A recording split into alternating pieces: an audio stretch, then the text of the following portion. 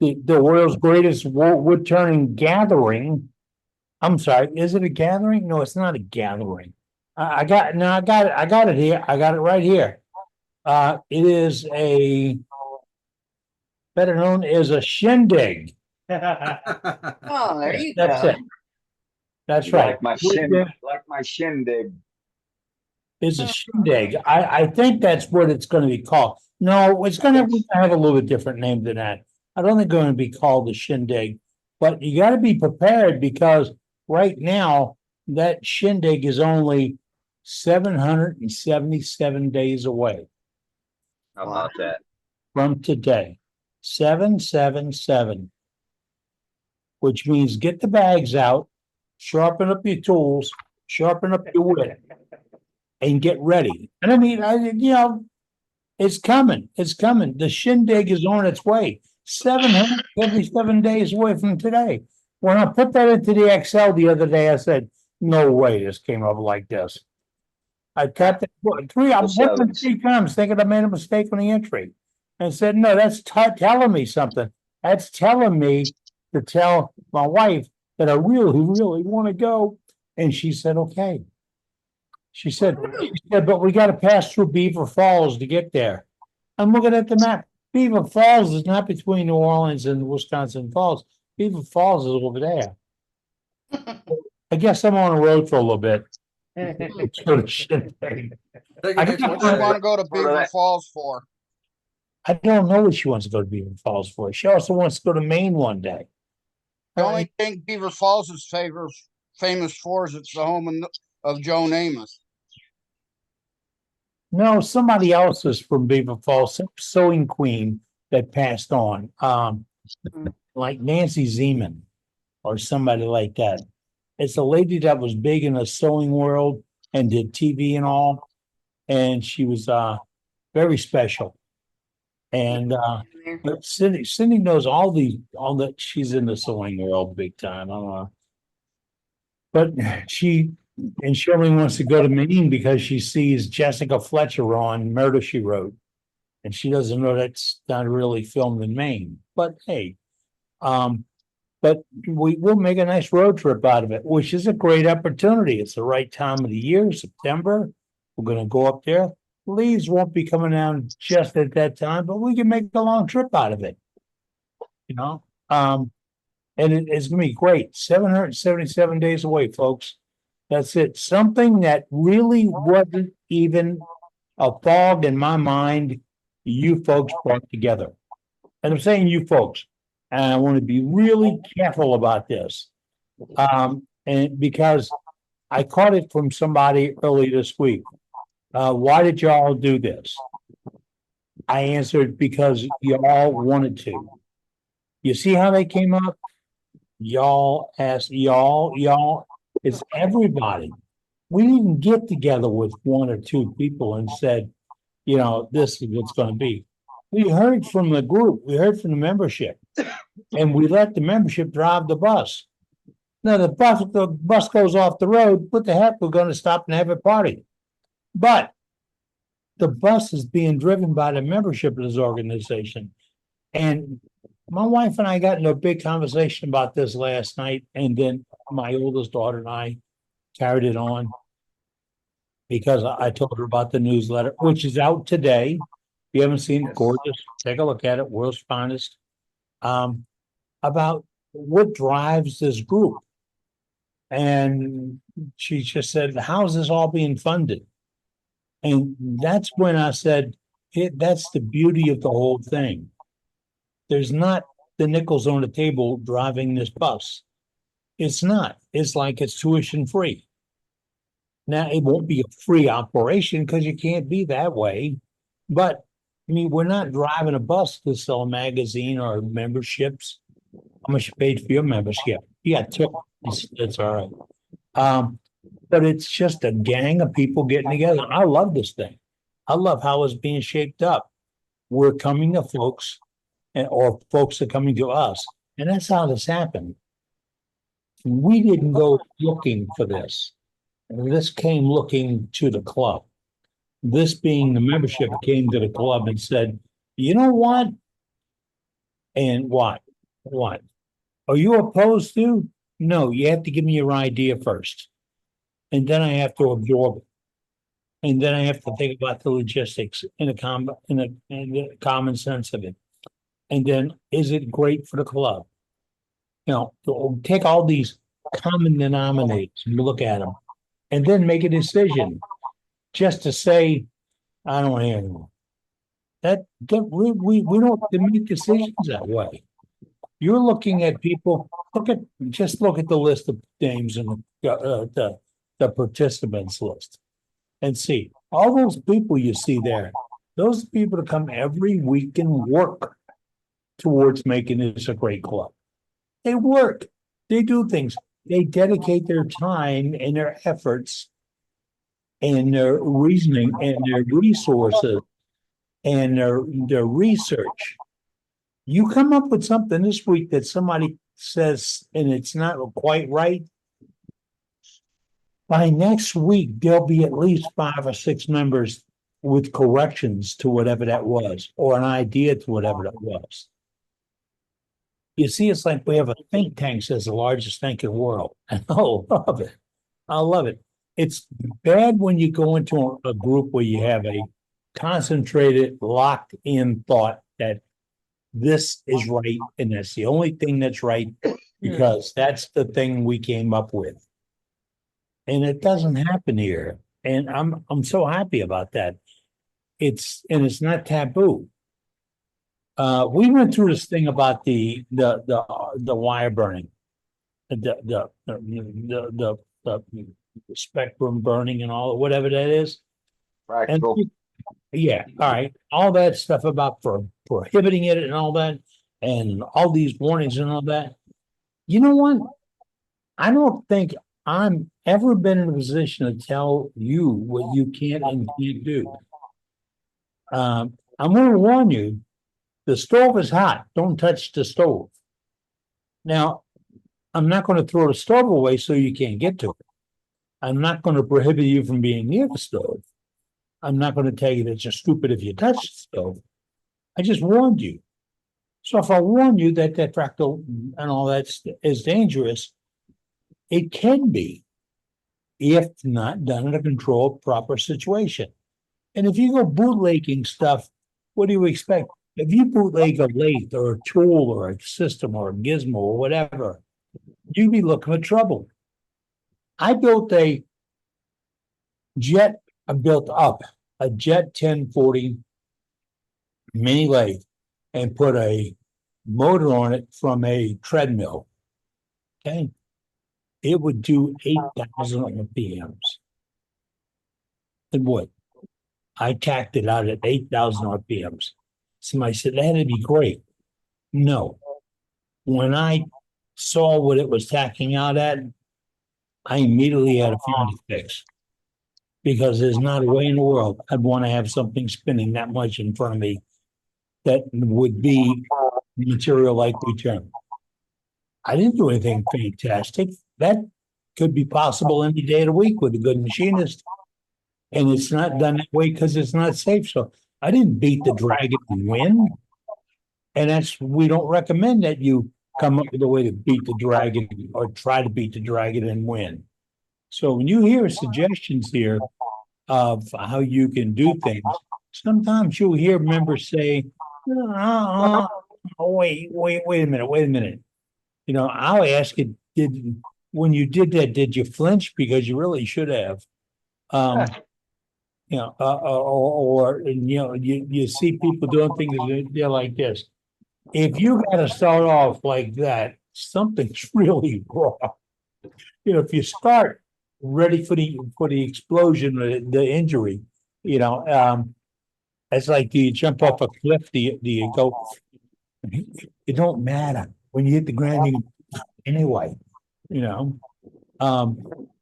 I worked in a bomb dumping. The guy said, "How do you know if someone's going to blow up?" And the old joke was, "All you hear is a click and it's done. You don't hear anything else." Well, what do you do to keep from hearing a click? Don't let it blow up. And best news I ever heard, don't let it blow up. Same thing with what we do. If it looks like it's dangerous, don't do it. Don't stick that tool in there. Don't think, well, I can get one more inch. What's that shirt say? One more cut? I want to get one more cut before I sharpen up. If you thought about sharpening up, sharpen up before you make that one more cut. And that's a smart move to make. Don't postpone it. Don't wait. And we're going to promote that right here. And that's going to be a common theme all the time. I love it. What I really like is to see what you've come up with. The ideas. And see today's newsletter's got those photographs of the work we've done. And if your work is not in there, why is that? Why is your work not on a newsletter? Okay, I'm going to tell you something. I got an instant message and then it showed up on our Facebook page. And it was by an old member. And I know who you are. You know who you are. You put your name on it.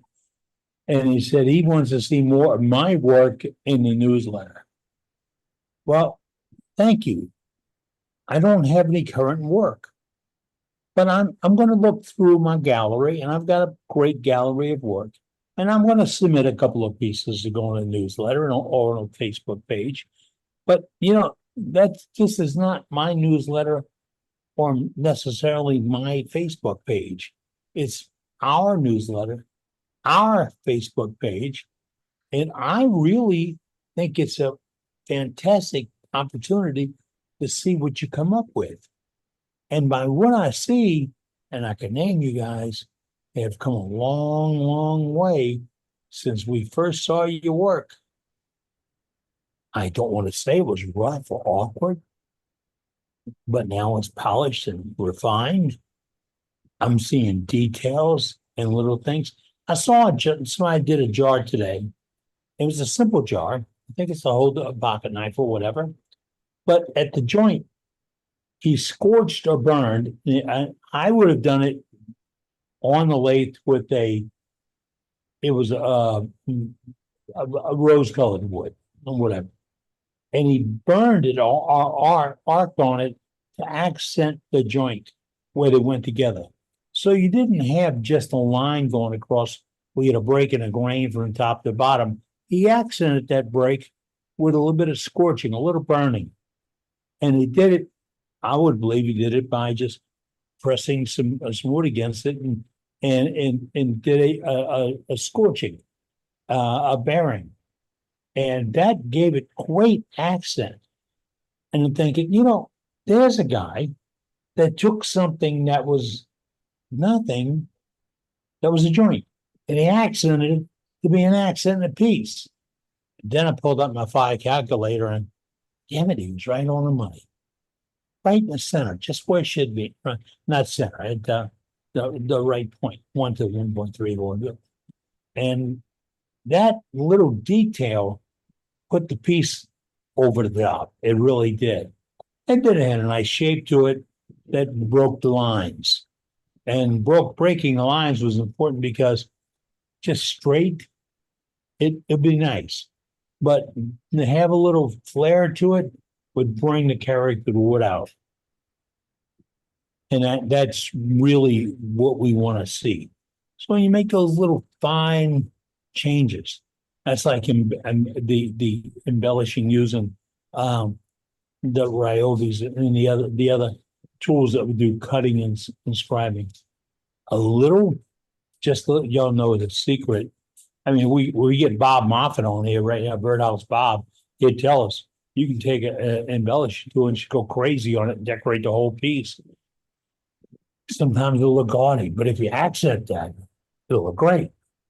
But you always look at all the work you put into a piece and it pops back. What I really like to see is when somebody like Matt Harbor will do something like that and then start coloring it. Matt does these things with all the weird shapes and all that. And when I look at him, I think, okay, he's got all those grooves, all those lines. What if we would color those out and then sand off the high points slightly and then color out the high points and then accent the whole thing? There he is. There it is. Look, he's got it right there. Now you see, that is the perfect palette to play with decoration. The perfect palette. And you know, that's the kind of stuff we like to see. Yeah, You can't see what I'm actually doing there, but it's like it's all purple. The edges are purple now. So you see, and when you got something like that, you can keep playing with it. And if you don't like it, you can sand it out and do it again. or paint it over. Yeah, but you let it play, and you're not copying anything. You're letting this and this do all your work for you. You look at it and you say, "Wow, you know this will look cool," and you'd be surprised. Sometimes what looks cool is the mistakes, and then you start thinking back, "How did I do that?" You know, and don't ever tell anybody you don't know. You know, just say, it's a technique I developed. Own up to it. You know, and I can't share that technique. It's in my artistry. At least that's what I would do. But those kinds of things. I like to see when we can take a little bit of a blemish. You've seen it. You've seen us take a crack and fill it. And what do we fill it with? Anything we can get our hands on. I knew a guy that used to beg me to bring coffee grounds back from the firm I worked for so he could sun dry them and use them for fill. And I said, "Do you need more?" He said, "You won't have any idea how many cracks I'm filling." And the sport I have that he was turning wood that's hundreds of years old that was dug up from mines and I thrashed it out. I got him lots, 5-gallon bucket full of coffee grounds. And that and some epoxy, and he turned out some fantastic work. You've probably seen it at Waco, and beautiful gallery there because you can see those kinds of things. And that's if you go to Waco, I'm going. It's 4 weeks away.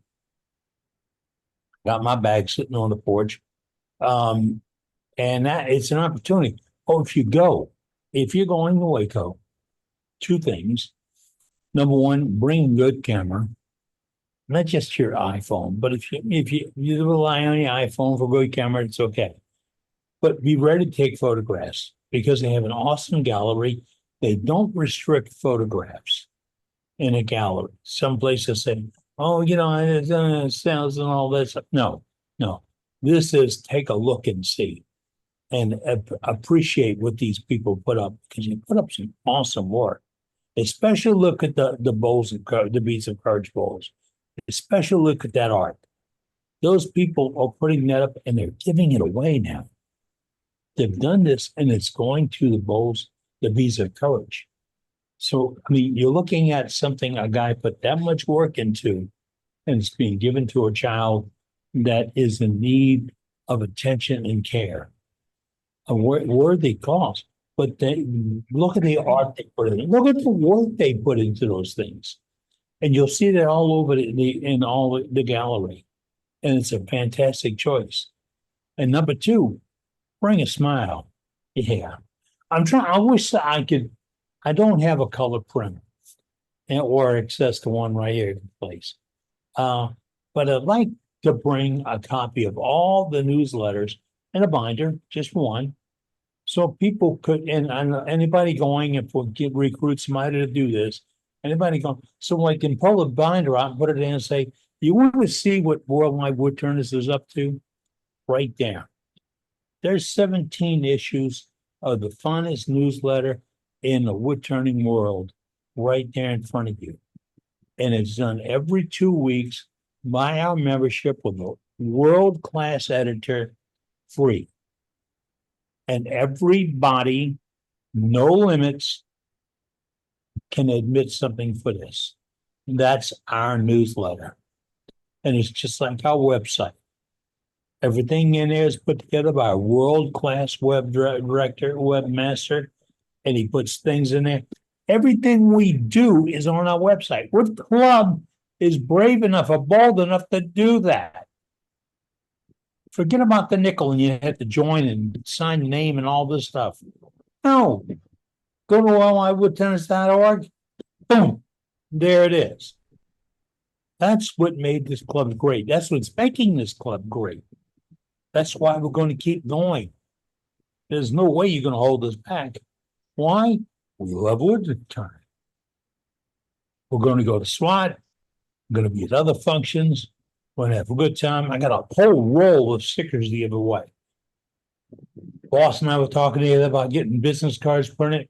Well, she said, well, how are you gonna tell people about the club? Another thing, wait a minute. I got a sticker. That sticker says Worldwide Woodturners. I don't have to tell them about the club. I give them a sticker. Put this on your lathe. When you wonder where we are or who we are, look at your lathe. Hey, you lose the lathe, what the heck are you gonna do anyway?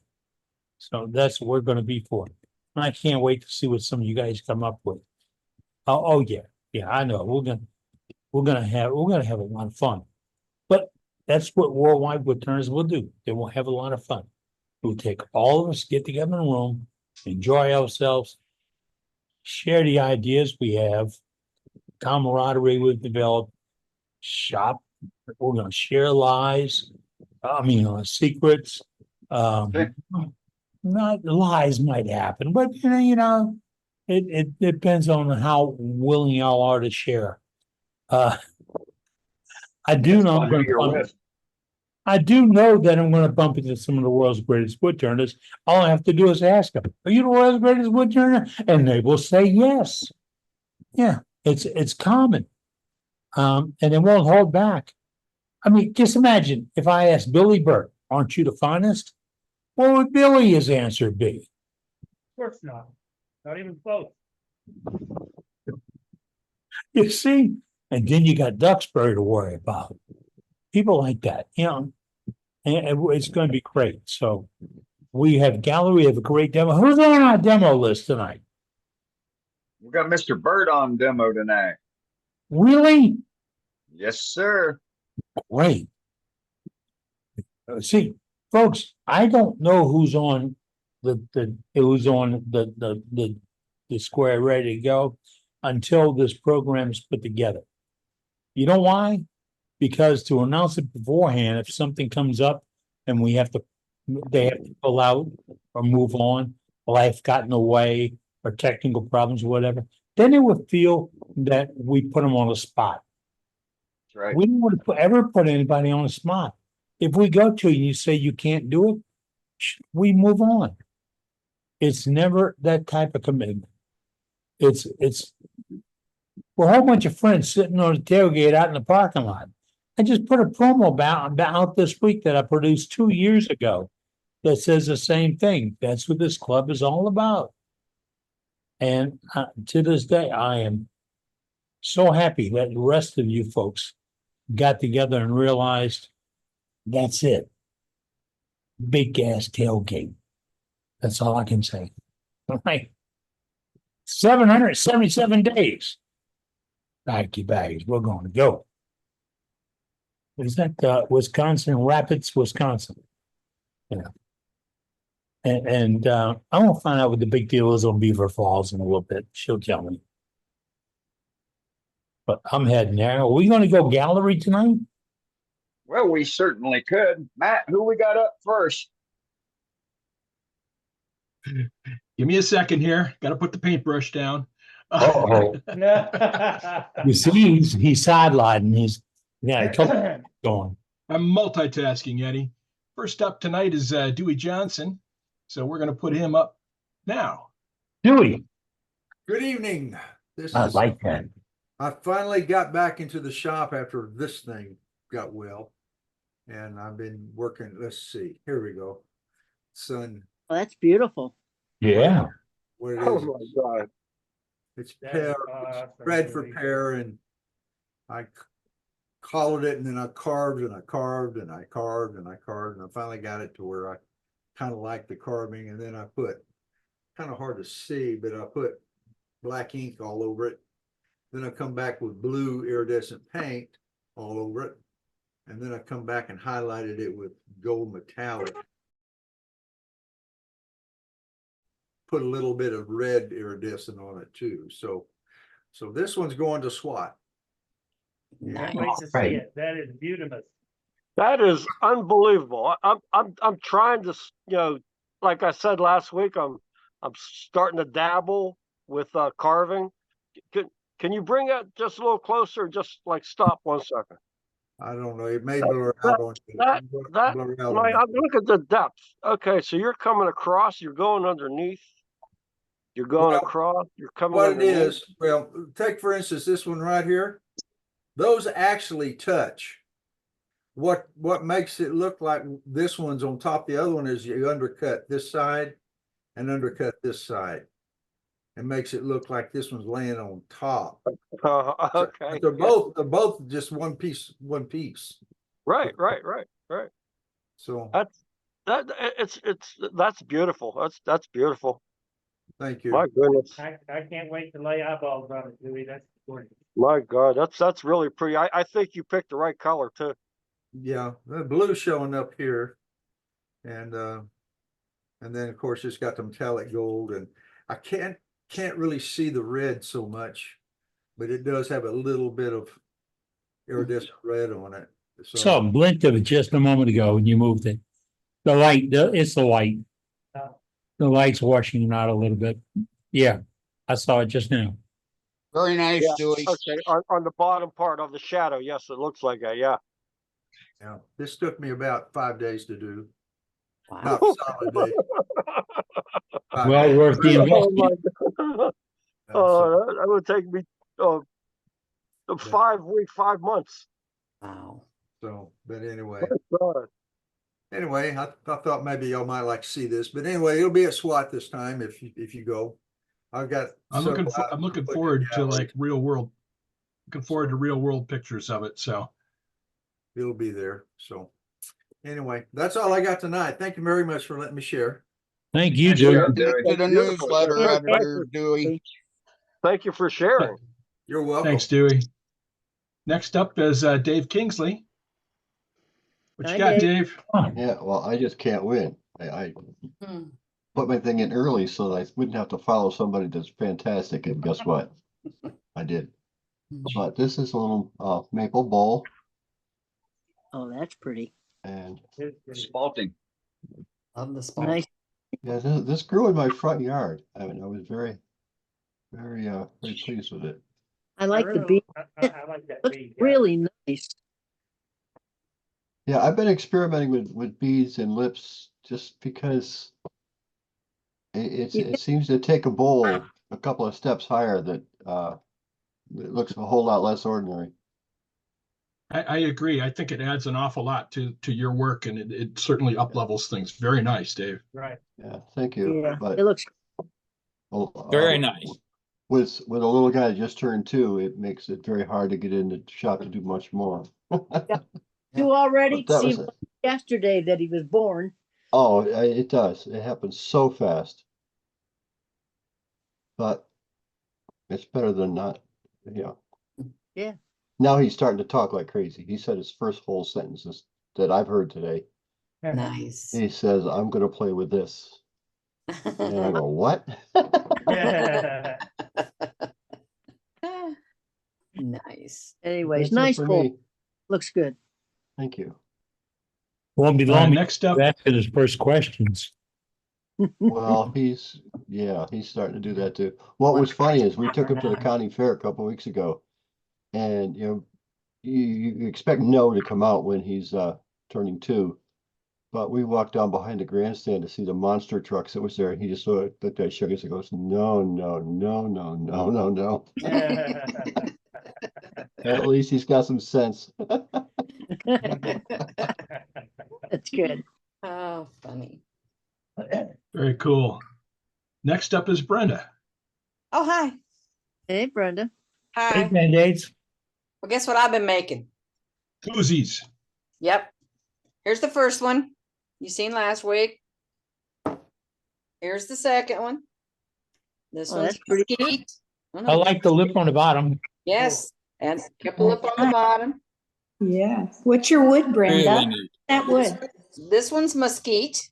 Oh, pretty. That's really Yeah, pretty. this was just a limb, so it ain't got a whole lot of color in it, but that one's mesquite. And then, Tapwood. oh, I'm crooked. There it goes. Gotta put it in straight. Yeah. This one's honey locust. Okay. Very nice. Ooh, Wow. Oh, yes. Ah.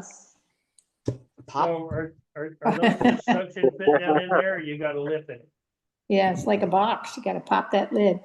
Yeah. so I saw your post about them getting taller. Why are they getting taller? I don't know. I don't know. I was just Look gonna at there, exactly. Look at these To two. hold those long I necks. was, I was Little just taller. I was just gonna ask a question. Are you gonna make some kind of a storyboard? Just a little taller. Every one of them. This last one's Maybe- black walnut. Wow. The- Brenda, I'm gonna do an absolute positive no. No? I would like to see you write up an article about that, but cut one in half vertically and show us. You look at it, look, I'm getting here. Look at this. Look at this, right? But I want to see, or you can describe how it's assembled, because people don't appreciate what you're going through to do this.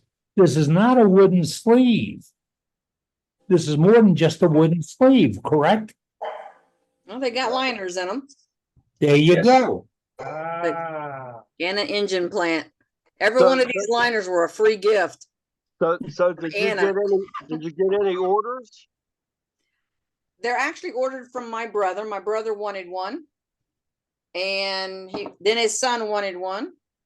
And he told me, make a couple extras. I'll sell them at the VFW.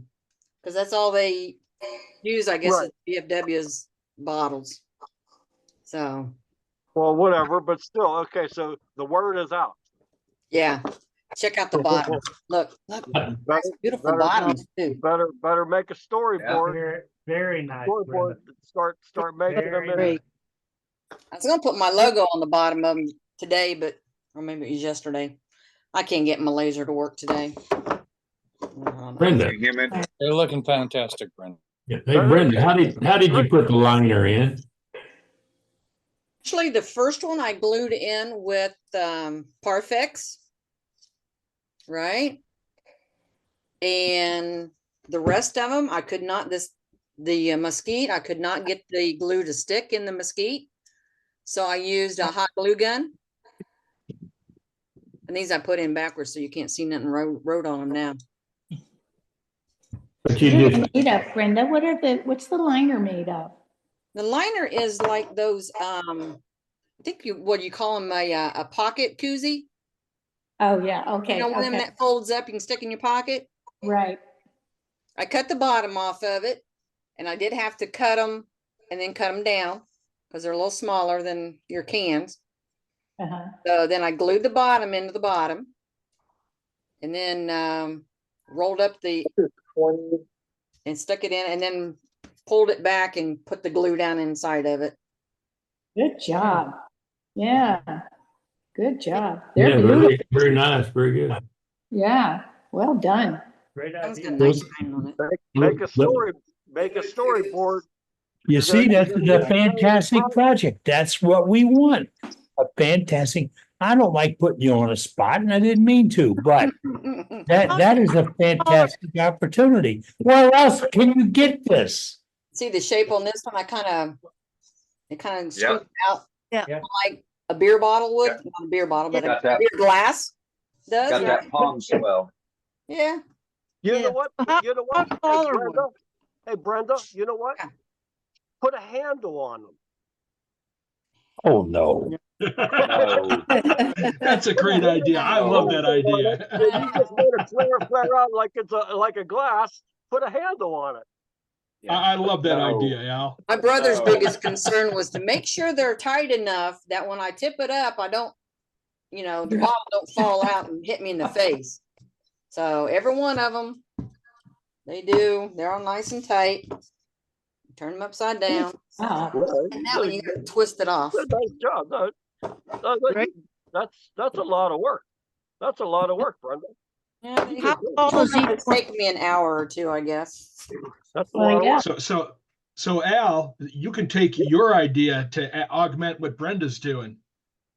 You could be the guy to put the handle on, especially since you're There you carving now. go. Yeah, take my idea and take it up the next level. There you Yeah. go, Al. 'Cause she's already said no. Yeah.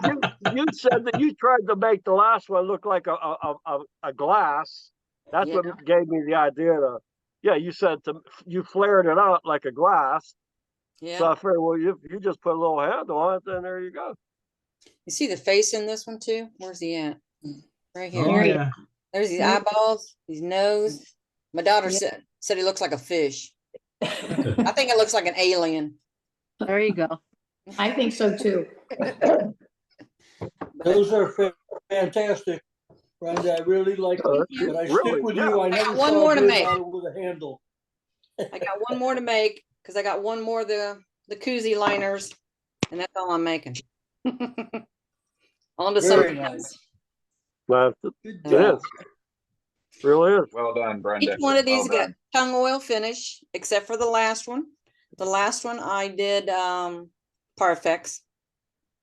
So Really nice. Really, really good. these didn't Let turn her. as nice and shiny as this first one, but Well, could be the wood.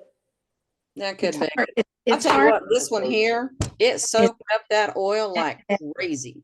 I was gonna say that mesquite is it's crazy to try and get a finish on. What did you seal it with first? Well, sometimes that's hard too, because it kind of gets a little gummy because of the oil, and that mesquite will keep coming out, is what I found. Yeah. I don't think I put a sealer on it before the oil. Yeah. That might be why. So the first couple coats of the tongue oil was the sealer.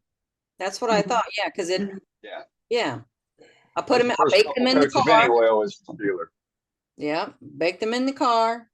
This one I got at least 4 coats on it. Wow. That's really pretty. Really pretty. And these other 2 did too, but like I said, they just didn't shine up with this one. But So Brenda, how long did you bake them in the car? I love that. overnight. Oh, cool. Because it's as hot there as it is here, I'm sure. Oh yeah. Well, like I said, when I first, they were still on the chuck when I put them in the car. When I took them out and grabbed that chuck, it burnt my hand. Ooh, It was that hot. wow. Yeah. That was smart though, in case it shifted on that. Oh, yeah, I had to get a pot holder to get them out of the car. Yep. Yeah, you only do That's that too once. funny. Yep. So Well done. I love it. thank you. I'd like to see her do that in Arizona, Dane, in the summertime. Yeah. No, Yeah, I know, also, right? That's the standing joke. Is you only grab a hold of it one time. Learn your lesson. Yep. All right, cool. Very nice, Brenda. Next up Thank is you, guys. Tom Kenny. howdy. What you got, Tom? Yep. Last year at SWAT, Scott Hampton did a platter demo where he textured with an Arbortech tool, and I put that on my to-do list. And now that a year has come by, it's finally surfaced. So this past, whoops, wrong button.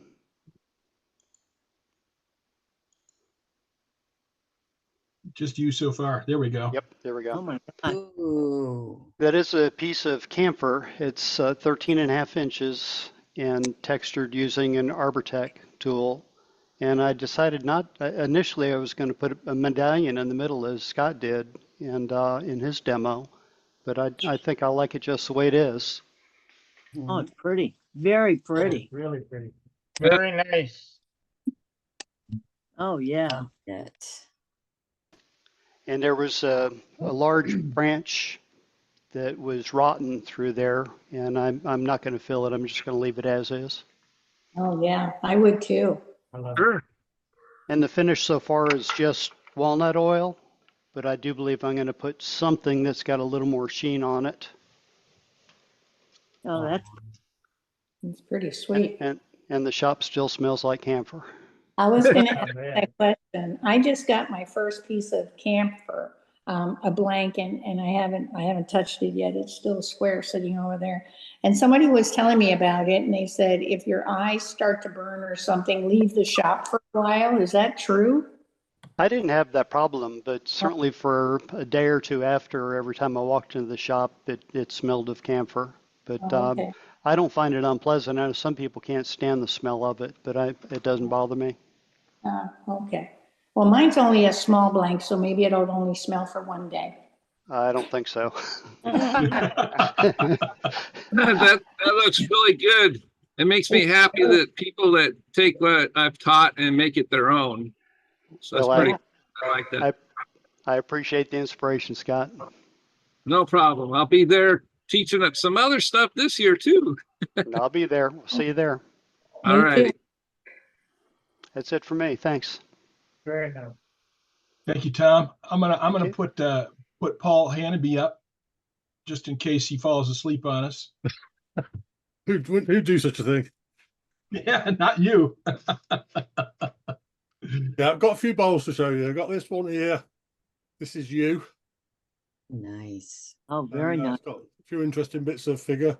I noticed this branch here. It looks like at some point during its life, a branch was trimmed and the tree's obviously just grown around it. So that's what that is there, I think. But yeah, some interesting colour in that one. Yes. And from the same tree, this one. Oh, that's Yeah, neat and too. got a bit of a bark inclusion there and some nice grain and colour going on. There's a bit over here with a bit of purple in it. That's another one. And then there's one more of those. It's this one, which is a shallower one, but again, same tree. And some interesting features and colour in that one too. Love it. Great. And when I've finished with the bowls, I've been making these as well, or at least started. Just a door wedge, but I was sort of making up a jig, so I can make it like that, and turn the ends, and then saw the two to make the two separate wedges. So start off with an inch square, and then cut it diagonally. So I made a jig to cut the diagonal, and so I can just put that on the bandsaw, and hopefully when I make more, do that. But this is Osage orange, and there's a couple of sort of internal cracks in it, but it was just a practice one really. But I think it's still potentially usable. Oh yeah. Yeah, I'm sort of playing with the idea of the knobs on the end. You can see they're different, the two that I've done, but I may well do a third one with yet a different design again. I've not fully decided on the pattern for the knob yet, but that's pretty cool. Playing with those at the moment. How long did you make those? Do you mean how long did it take me to make them? No, how long are they?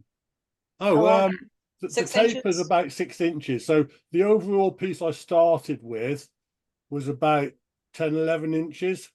Okay. And I marked out the 6 inches in the middle I wanted to keep square. And then I was aiming for about, well, up to 2 inches on each end. But this end, I actually went for less. I went for a shorter, more circular knob.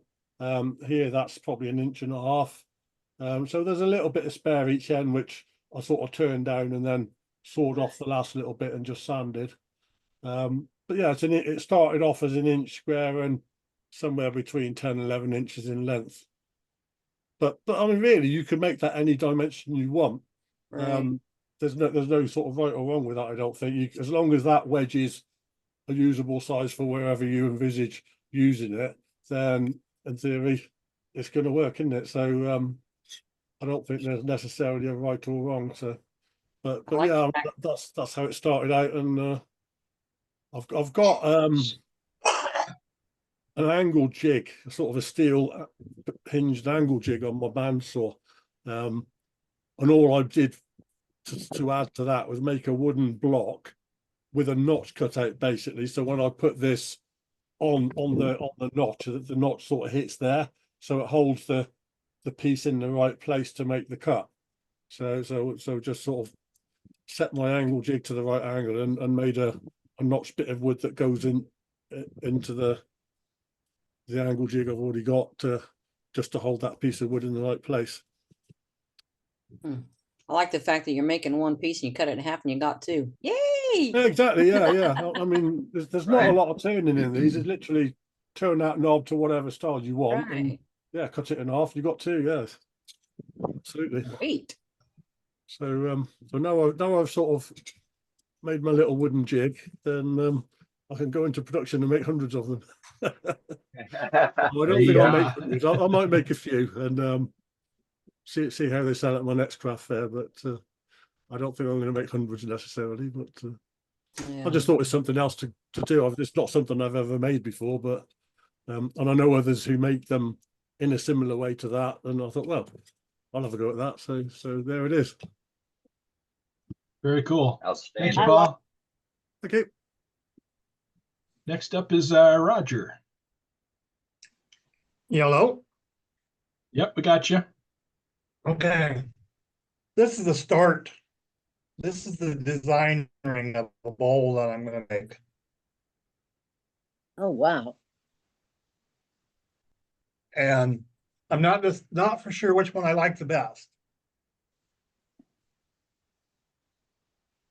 Either way, they're both pretty. I like the second one better, but it's really pretty. How many pieces? How many pieces do you have in what you got there? So, so each white line and each other line was how wide were your pieces? How long are your pieces cut?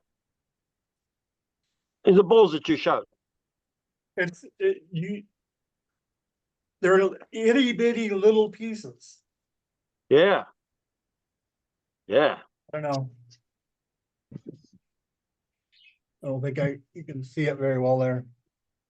Yep, you can see it now. Yeah. That's how many pieces there is in each square. Wow. Yeah. I wouldn't be able to cut them all the same.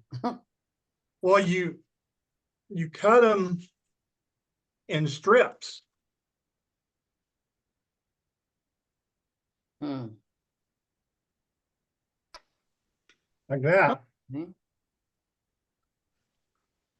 So Wow. I've made one of them already before, so, but it's been 6 years ago, probably. So these two pieces you've got now are going to be the middle of a bowl?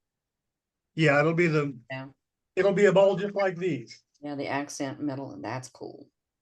It'll be beautiful. Yes. But I need to do this first so I can draw the rest of the bowl. So I get the outside dimensions right. Right. Gotcha. Very nice. And if you don't like what it comes out to, you can send it to me. Yeah. Oh, that's If what only- are nice like that. Hey, Roger, if only they made a tool you could use to get those square sticks, into a round surface.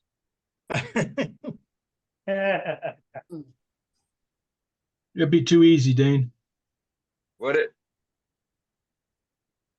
Well, if they're thin sticks, you could use a pipe with a butane torch going through the pipe and just rub the stick over the pipe and it would bend it.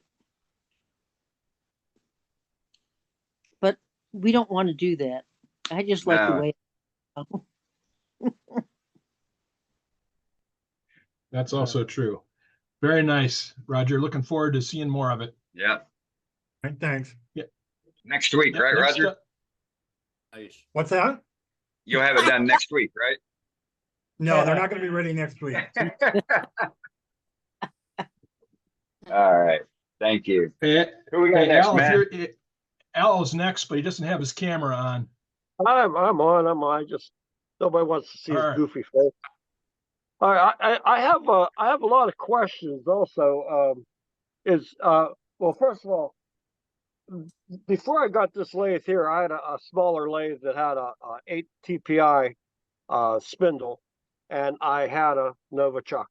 And what I have now is a M33, and I bought an adapter. It just came today. Now you see these screws. There's the set screw. Yeah. The set screw. No. When I use this and I put it on the lathe, do I have to tighten those up every single time? If you don't Here's want the deal. Here's the deal. That's because I don't know. I mean, You don't want to move. So it's not going to They'll ruin my fly out. thread. It's not going to ruin my threads or anything. Those are only for if you're gonna do reversed. Turn You it. don't even need a minute. They're I'd like also to add- there. They're also there to keep it, like, let's say you stop the lathe and you turn the lathe off and it doesn't stop right away. You've got one of those braking systems. Remember that safety video that we saw a while back where the piece spun off the lathe and hit a guy? Right. So this tightening those screws will also prevent that from happening. Okay, Yes. so anytime I use this, those go in. Yes, Okay. Is that's the Scott safety feature. Scott, are you on? And you must remove or loosen the screws at least 3 turns, I would suspect, before you remove the chuck. Al, Yes. don't Oh, forget. yes. Also, I had it on playing around with it, but I just wasn't sure because when I don't even want to get involved with what I was going to say next. But is Scott on tonight? Is Scott here? Yes. hey, Al, Scott Hampton. Where Scott answers your question Scott, on that Scott adapter, Scott No, make Scott sure Take's that not you on. tighten up the chuck first onto that adapter. Don't just tighten those 2 set screws on that adapter. You need to also tighten the set screw on that chuck for that adapter, so that adapter doesn't allow the chuck to spin off. That's what I was looking at inside of the regular truck itself, and there is not a set screw. So I guess I have to supply a set screw. I see a spot. Yep. I see a spot, and I see that it'd be easy to get to.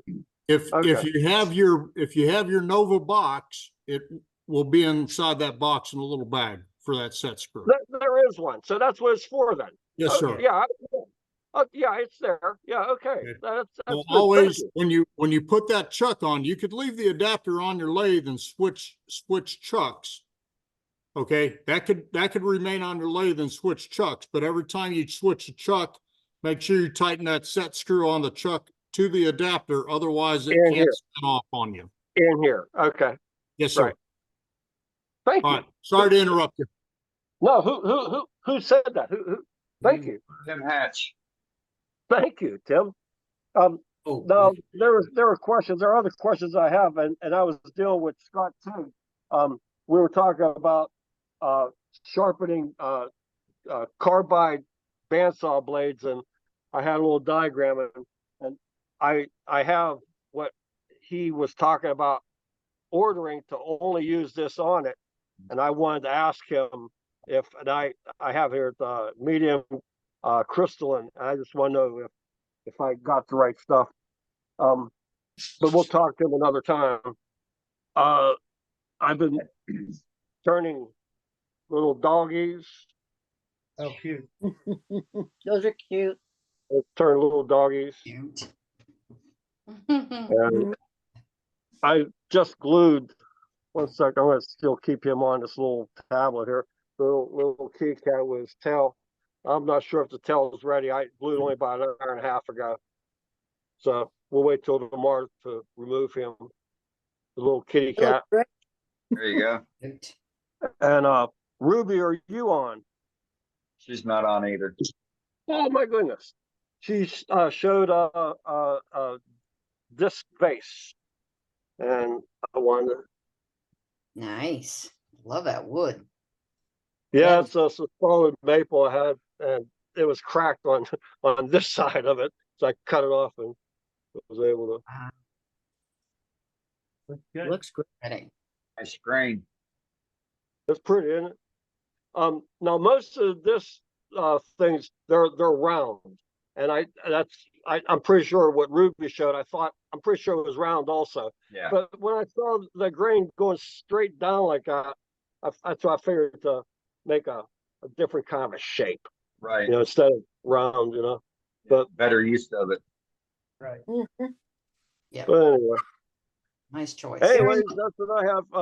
Again, Eddie, what you talked about earlier at the beginning, this club also just inspires people to get into the shop and, get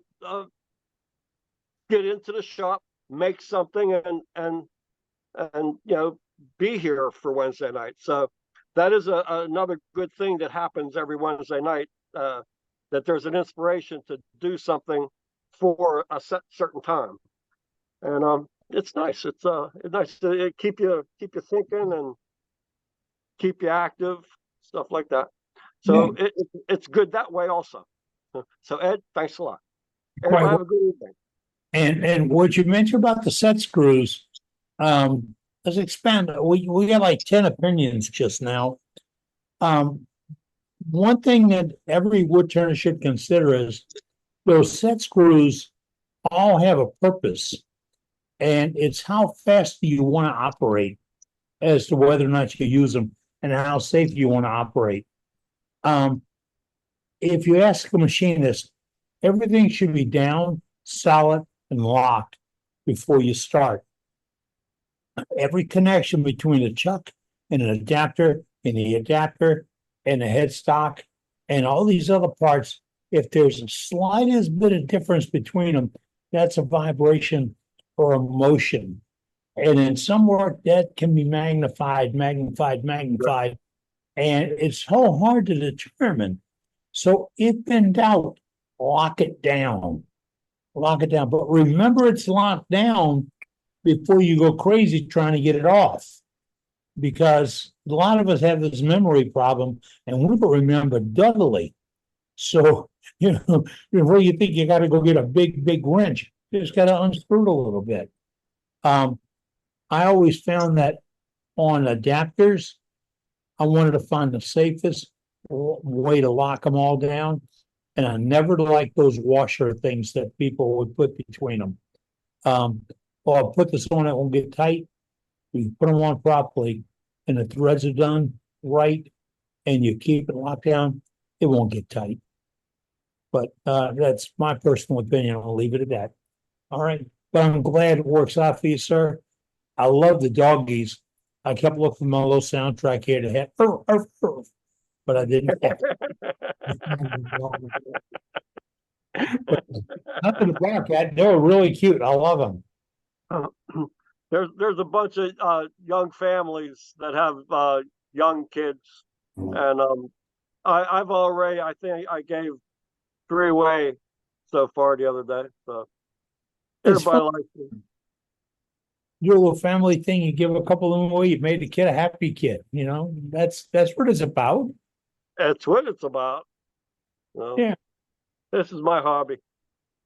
Good. Eddie, thanks a lot. Thanks a lot. And everyone, Eddie, and again, to everybody that is like getting, it's new. I only started talking just a little while ago, and what my one suggestion is, participate. You know what? You'll have more fun. Participate. It's a lot more fun. There you go. I mean, believe me, I was out in the boondocks just watching also for about a year before I talked, but it's a lot more fun to participate. So everybody have a good evening. Dane. Everybody have a really good Thanks, evening. Hal. All right, I think Jay's got something to add here. Jay Pinto? Yes. Hey. Hi, Eddie. How are you? All right, Jay, what's up?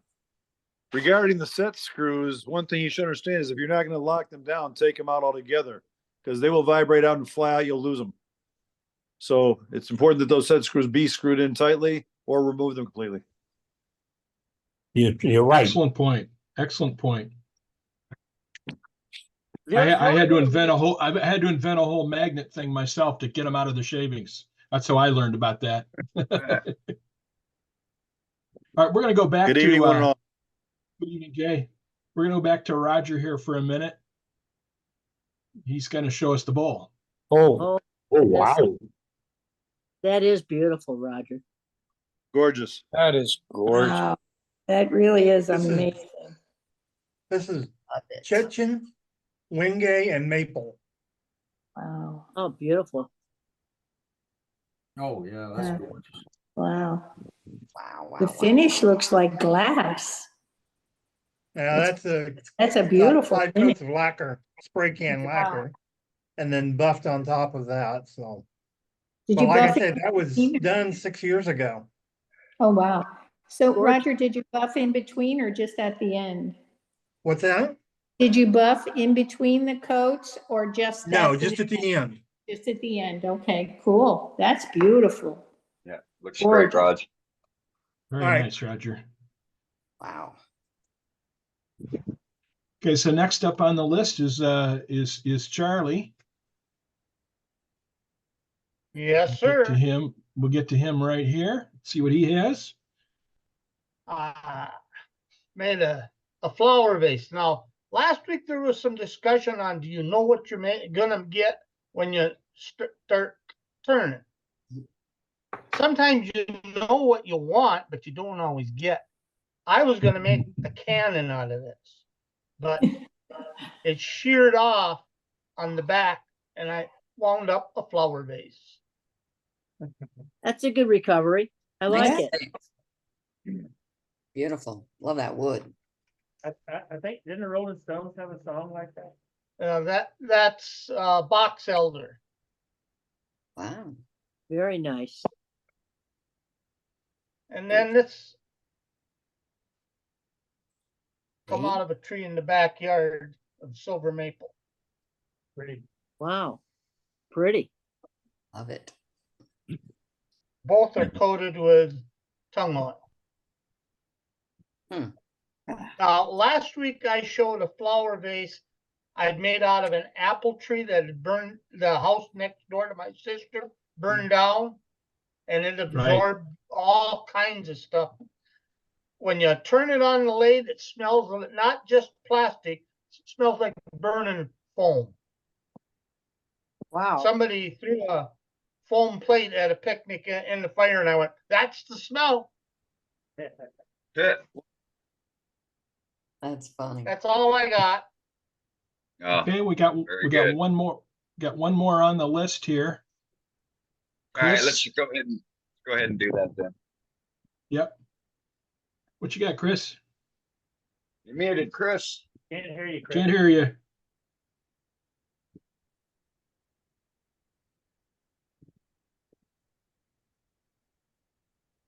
How about now? Yeah.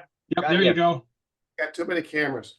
So, a buddy gave me a bunch of maple logs that were about 34 inches around. And he thought he was helping me out by halving them down the pith, but he kept missing the pith, so I had to recut them anyway. But a lot of the cutoffs, I end up with stuff like that, which is usually fire pit material. But I was watching Richard Graffin not waste wood one day, and he just kept on cutting them into pieces like that. So I made a few bowls this week, which I don't know whether you can see them over there or not. Yep. Let me just do a quick zoom on that camera, and they're over there on my bandsaw. Yep, Come you got to on. move the camera a little bit there. All we see is you. I know, it likes me. So those are what I've been making. And as you can see, I'm making little teeny bowls. But the wood has absolute wicked grain and wicked color for maple. So I don't know what they were what it was growing in, but the colors are beautiful. Yeah, that's I turned this tree was just cut down June 3rd of this year. Wow. So it was a little wet. Wow. Very nice. No cracking. Very no- pretty grain. Pretty beautiful, right? That's very burly. I turned it thin. There's been no movement, no cracks, no nothing. So, craft show items. There you go. Cool. No, craft show. Yeah, there's 1,001 uses for small bowls. It is, and they're. If I were to do a craft show, those would sell for I don't know, $15, $20. I don't know, no idea. But I still have to take the tenons off them. Yeah, good assortment. Thank you. Hold that larger bowl up, Chris, for the grain, so we can look at it. Yeah. There was a bar conclusion that's the only thing that broke. Where is it? Right there. The only reason that broke is I put this in the food dehydrator after I turned it, just with the chuck still on it, just as a just as a, let's see what happens. Mm. But there's no finish on this at all.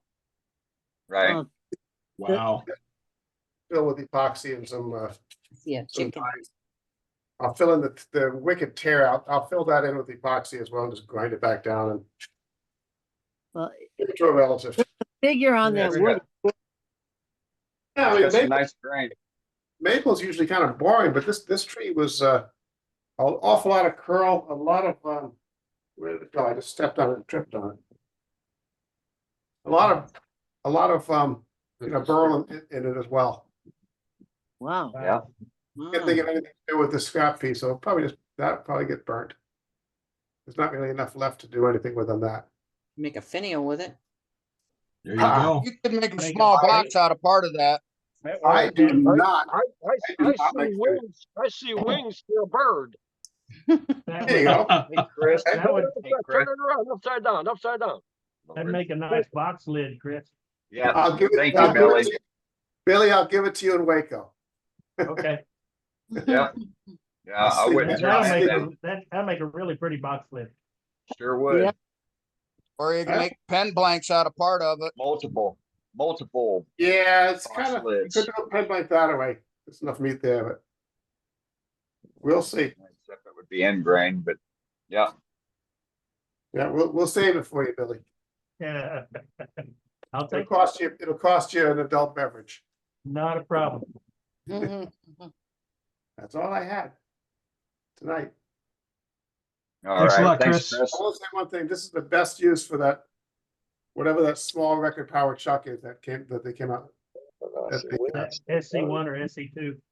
Yeah, I don't know, I think it's the number 2, but it's really a great chuck for something like that. I always get them backwards too. I have the long one. I think it's SC1. Yeah, mine's the long skinny one.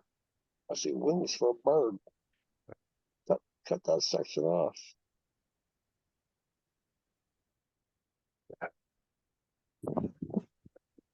All right, Dane. Back to you. All right, sounds good. All right, let's go get our safety moment on. Then after we have our safety, we will get to our scheduled demonstration tonight. So let's go to Sue. What you got, girl? Hi, everybody. Still in sunny New York. Can't wait to get home. Get I back bet. to my lathe. But anyways, from the previous person, he almost tripped on a piece of unscrapped material. That was me. Yes. And Future project would. I was going to start off with, cleanliness is supposed to be next to godliness. And perhaps that's true. But it definitely is next to safety. Slip, trips, and falls are no joke. We all have shops that are not as pristine as your living room. We have wood all over the place.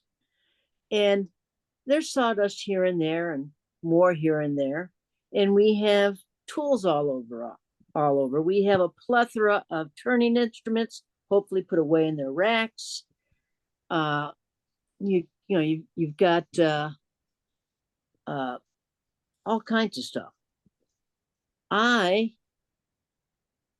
have also a mat in front of mine.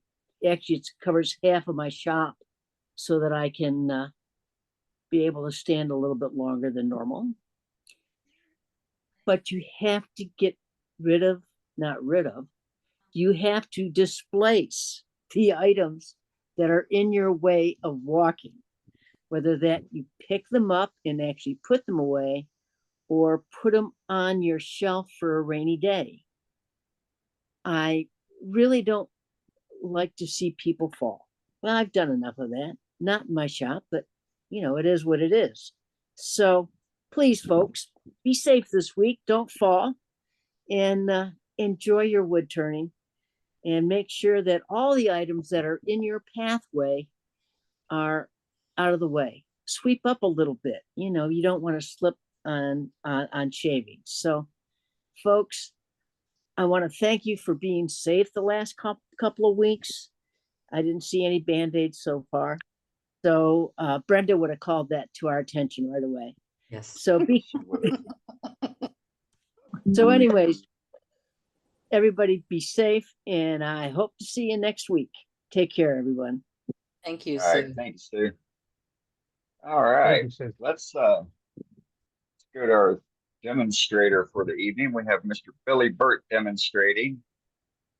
It's going to be his demonstration. So we're going to mute everybody. Please remain on mute until the end of the demonstration, unless Billy is sequestering questions and interaction from the gallery. Let's hold all our comments to ourselves until the end of the demo.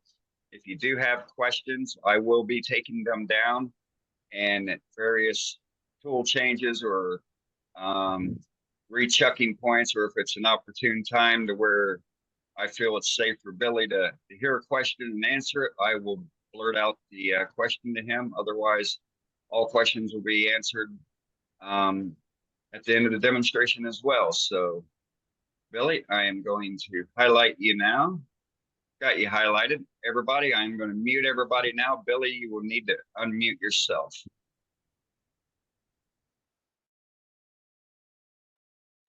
And everybody is muted. Okay. I got you, Billy.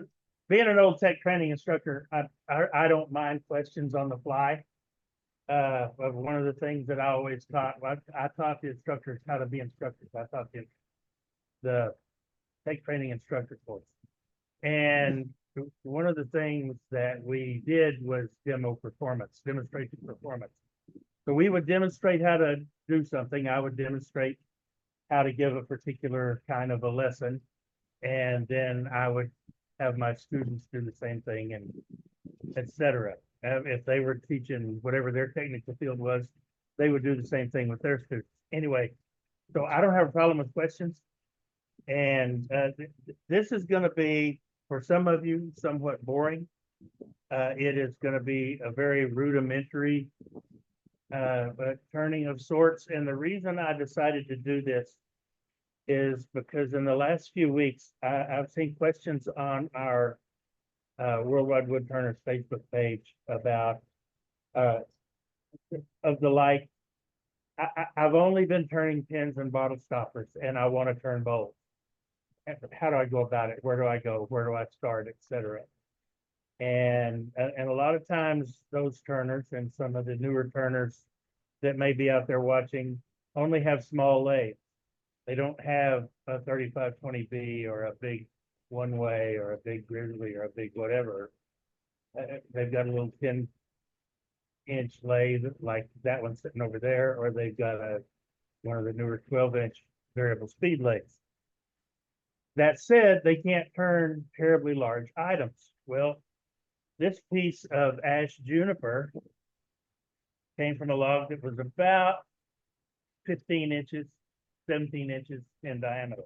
Yeah, about 17 inches in diameter. And so one of the things that I did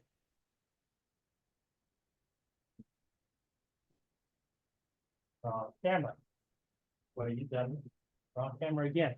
One of the things that I did was I took that log and I quartered it, cut it in half, and then cut it in half again. And that gives me about a 7-inch blank that will work nicely on any of the smaller lathes. This ash juniper I'm going to be turning is going to be live edge. I'm going to have and it's not going to be natural edge because the bark is already off of it. But I cut the pith out after I got it quartered. And I did all of that on my bandsaw. If you don't have a bandsaw, a chainsaw will work just fine. Or a handsaw if you're so inclined. So because of the nature of this wood, ash juniper has a tendency to be, it's not terribly hard, but it's not terribly soft either, but it has a tendency to be very brittle. And because of that, with the grain running this way, as you can see here, if I was to put a tenon on this, that would be probably one of the weakest mounting methods you could use. So I'm gonna cut enough of this away that I can put a substantial enough mortise in here and still have me a nice foot with some depth. I mean, with some thickness, so that it doesn't blow out as well. At least that's the goal. So without further ado, let me get masked. Oh, before I do that, it's been mentioned in the past about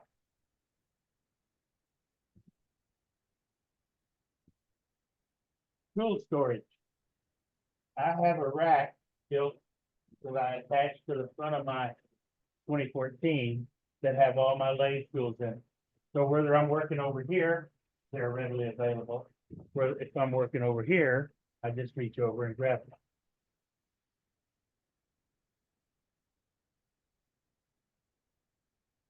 So because this is ash juniper and I'm allergic, let me mask up real quick.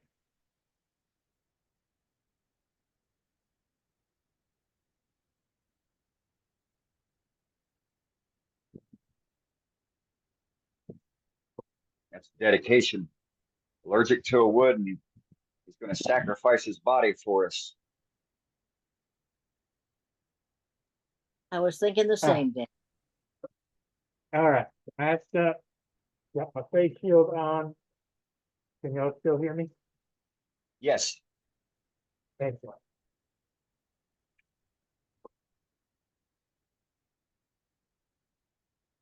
So I'm starting out slow. Like I said, I'm gonna have a mortise over here. So the first thing I want to do is bring this up to speed. If you're on a smaller lathe, you're not going to be able to start out as fast as I am. But this piece is not terribly out of balance, so it's not too bad. That's about 850 RPM. Tail stop is locked down, and it's not going to move. I've got it in there tight, and I'll be stopping to change it from time to time or check it. Like I said, this stuff has a tendency to be really brittle. Got a short and closely sharpened glove, and you're seeing chunks fly off of it because it's brittle, and I spoke it up. Something else you're going to see because of how it is.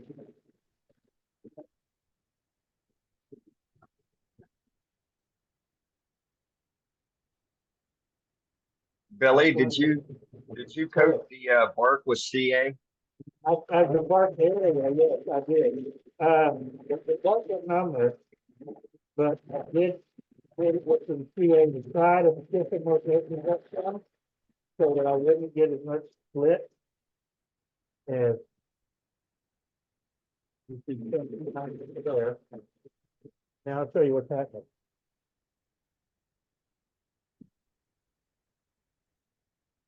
See how this is all feathered up? Yep. That edge, this edge is cut nice, this edge gets feathered up. This edge will cut nice, this edge will get feathered up. It's gonna happen regardless of what kind of wood you're cutting. Some woods are more prone to it than others. In some places, like right here, the piece will actually lift and fly out. Had some fly out there, but all of that was anticipated, which is why I'm starting out with as big a piece as I am. Let me get this second on.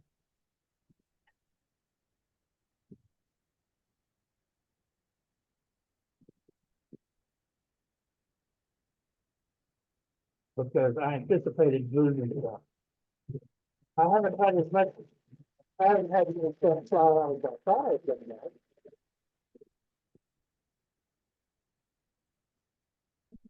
That cut from here down is downhill. There's no supported grain fiber down there. So we want to switch and we're going to start uphill.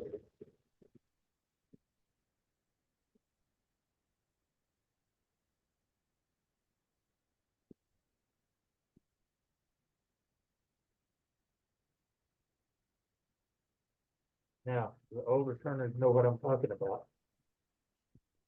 When you're cutting uphill, I'm cutting in this direction.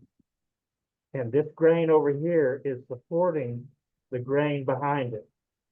If I was cutting this way, there's nothing down here to support that grain, and it's gonna be tore out more. That's what we mean when we say cut uphill, cut downhill. Always cut uphill if you can.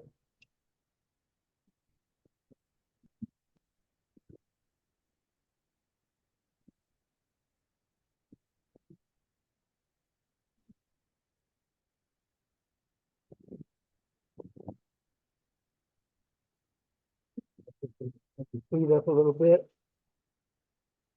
About 900.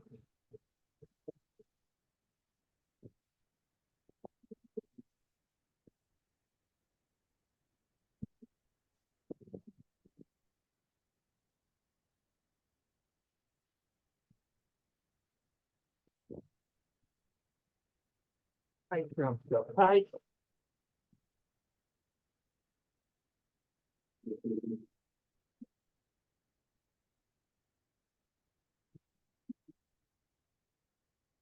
I'm still cutting air in here, you can hear it.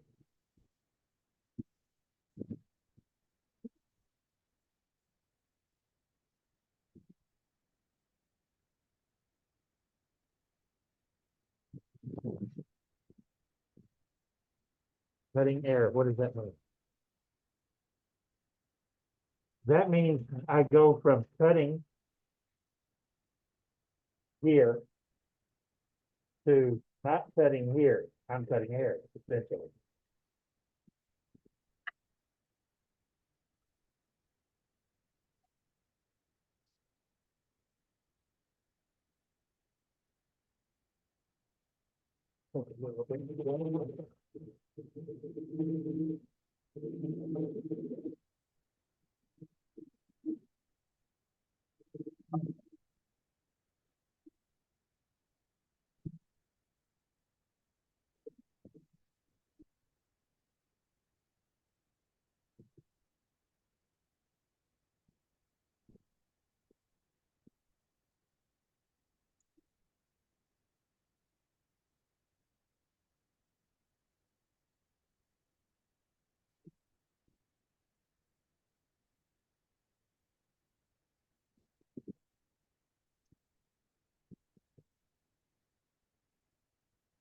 I'm not being too terribly concerned about tear out or anything right now. I'm trying to get this thing round so we can get it into a shape.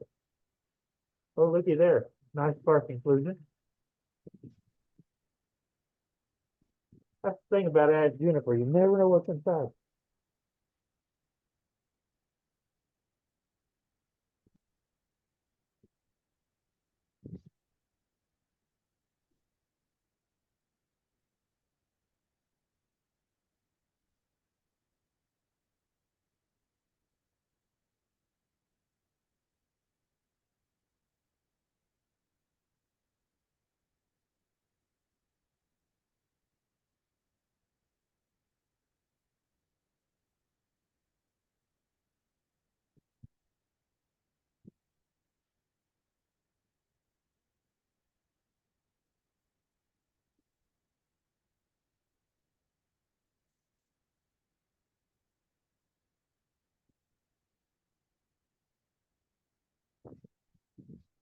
Oh.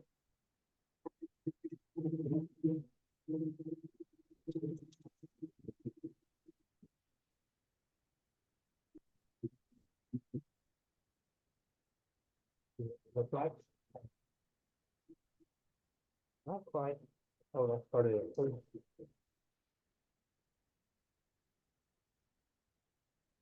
So see, that was a chip out.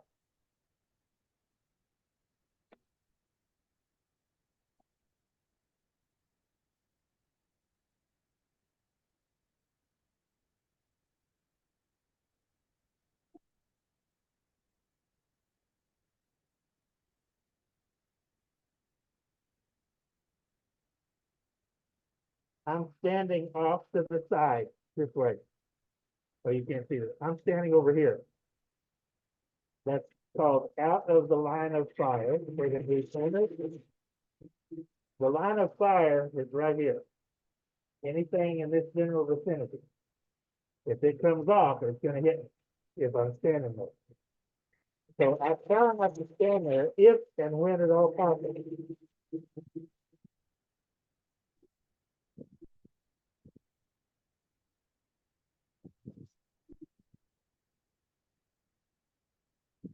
This isn't gonna be a terribly large blank or bowl, but I also knew that going in.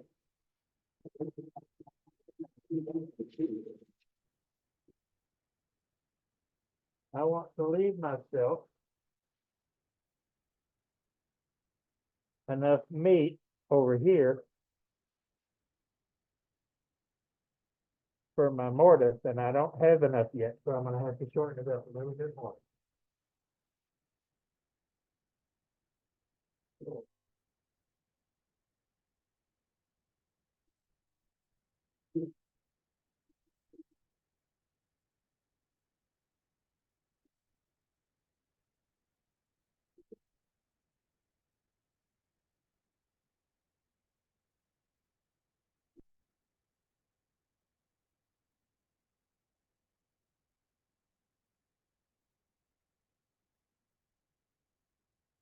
That's getting close.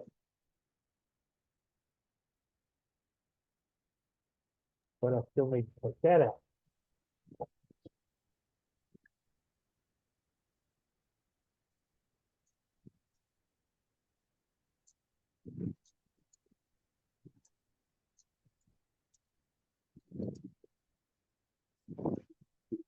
Now I'm gonna be a little more gentle than I have been.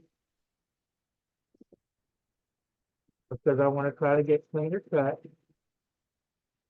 You saw all that tear out.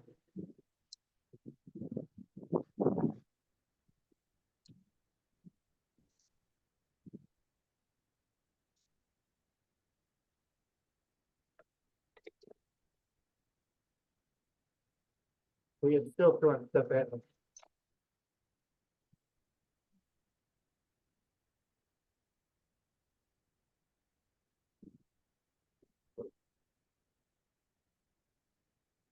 Oh yeah, see, that's a lot more smooth. Even over here on those edges. Still getting a little bit of tear out there. And I've still got some room up here. Wow, I didn't think that bark inclusion went that far and that deep. This is gonna make for an interesting bowl. Yep, it's a feature, Billy. Oh, it's definitely a feature. It's not gonna hold milk. A cereal bowl this will not be.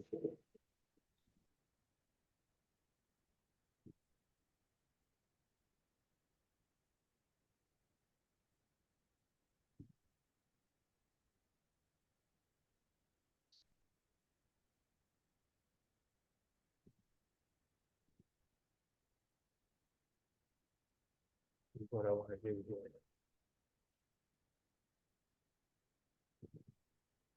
Come up some more.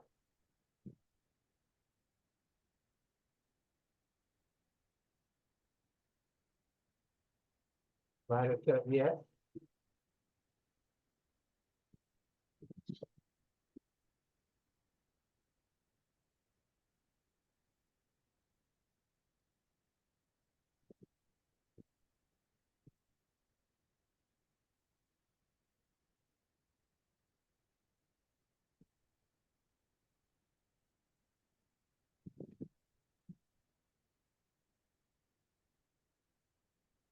So that one we get rid of.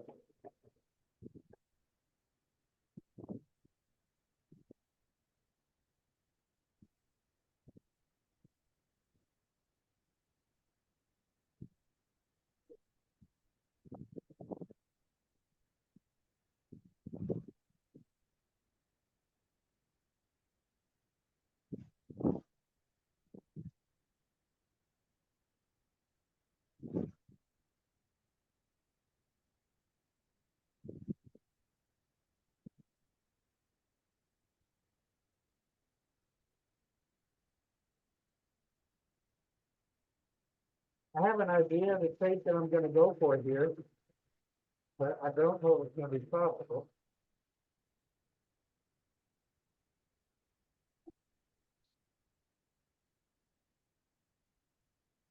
Depends on how cooperative the Juniper is.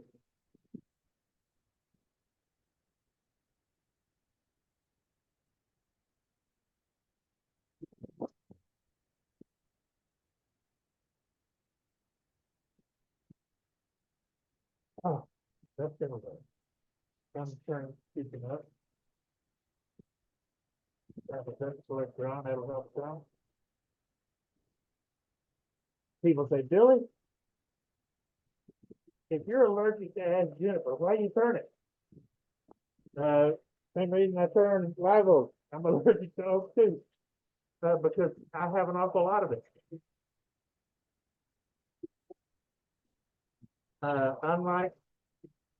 Unlike some turners,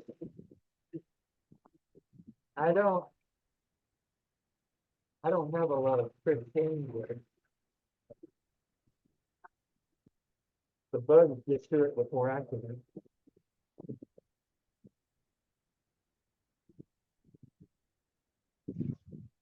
Or the can't. So I just pretty much make do with what I have. Besides, I think sometimes it makes for an interesting teaching. But I do take precautions. I use my dress collector. I wear a mask.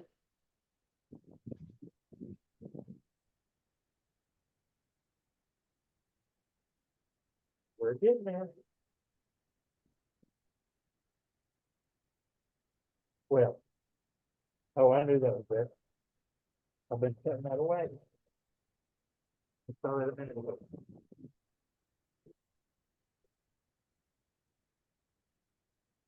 I didn't forget it.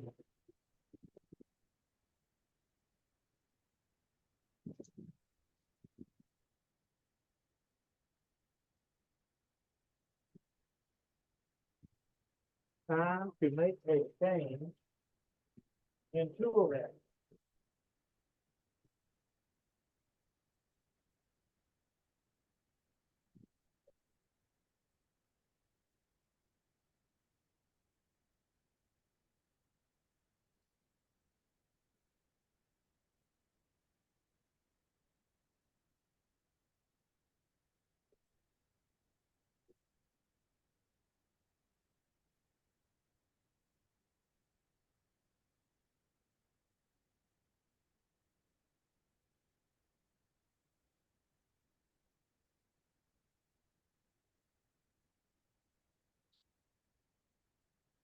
Twice.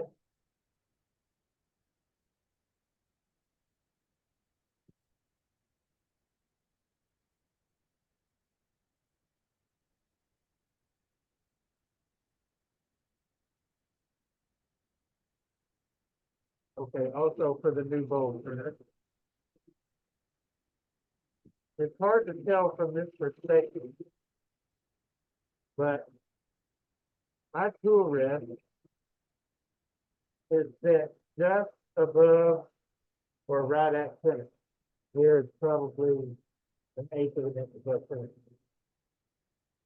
And I'm cutting about an inch above my tool rest because my tool handle is down, anchored to my side, and I'm not moving my hands and my arms. I'm doing what I call the lathe. Right now, all of my weight is on my right foot.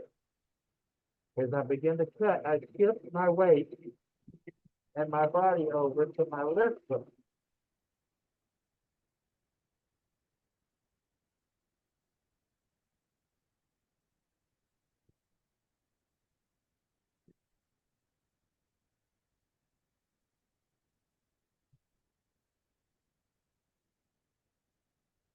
That way you stay in control. I may have to use my 40-40 on that to get that moved out. I don't know yet.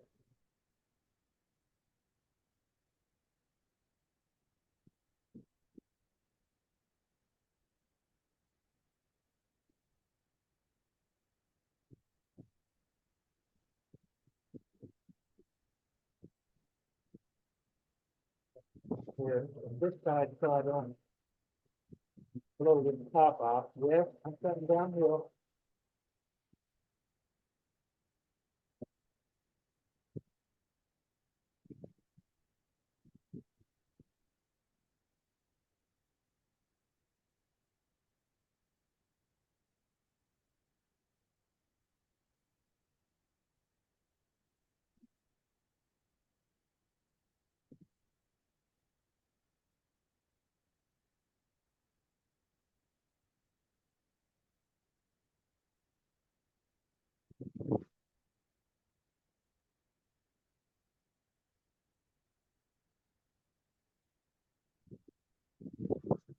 Yeah, I found this dust coming off of this here. It's really dry.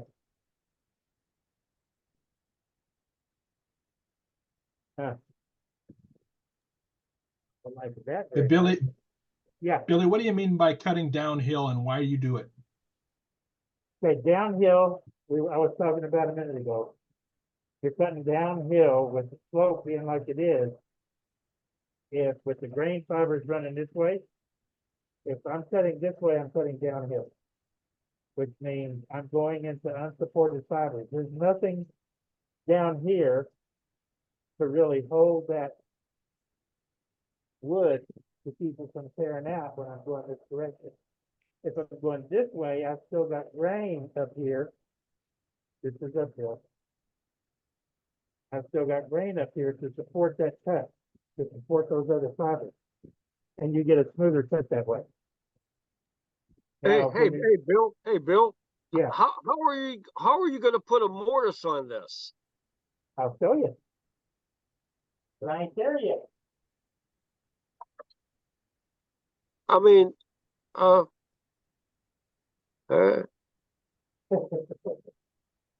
You got to let them do the demo, Al. I'll show you how.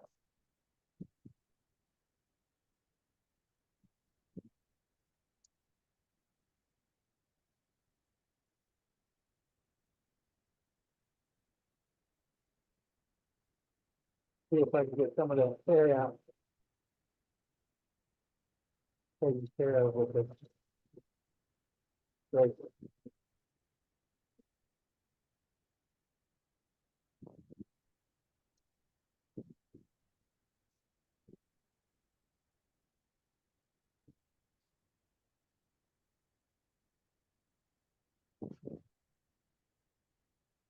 Now,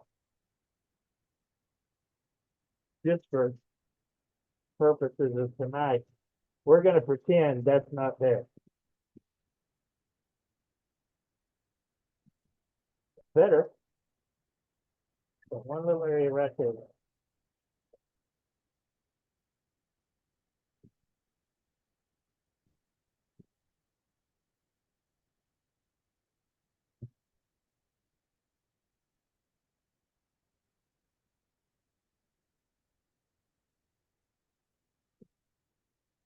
So first thing is on my scraper. See those little wisps? Sure do. I'm not pushing hard.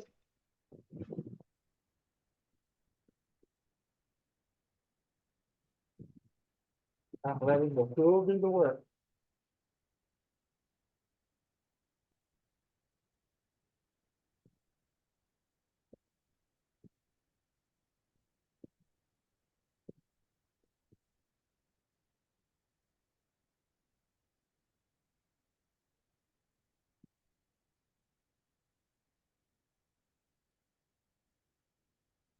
And the rest of that will stand out. Okay. Now, to answer your question, Al, as to how I'm gonna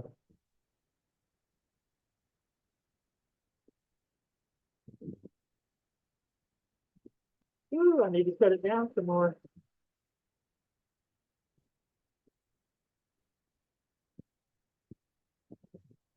Yes, I do.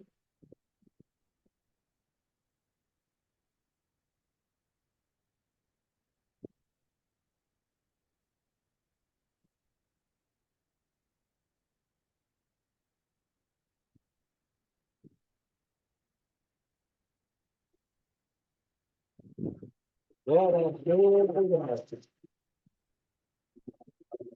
want to make sure this don't blow out.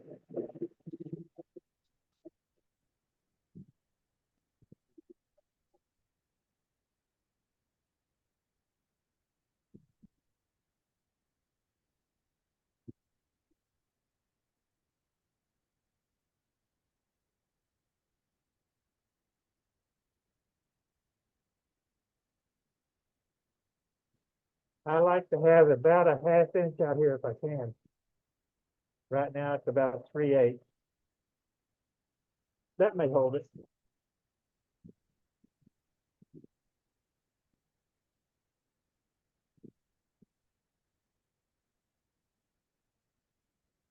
Roll that down a little bit. Help me a mark.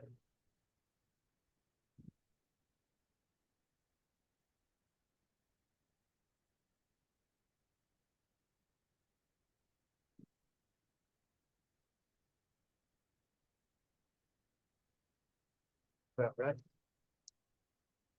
Give or take.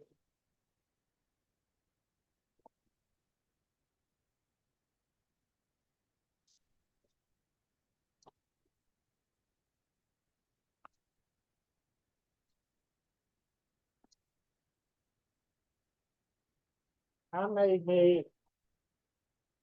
like to start between centers. Not everybody does. A lot of people will use a screw chuck. I don't like woodworm screws. I've had too many of them fail in woods like this. So I made myself a tool. I took an old fuse and I reground it. And what that does is it lets me come up here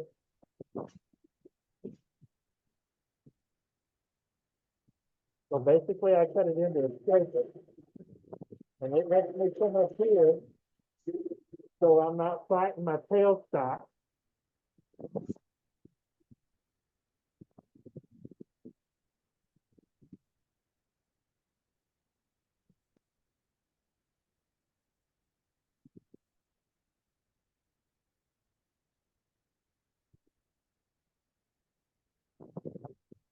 I have sharpened this so that it's kind of a negative edge, a negative edge scraper. And I cut it away. This is at an angle from my dovetail jaws.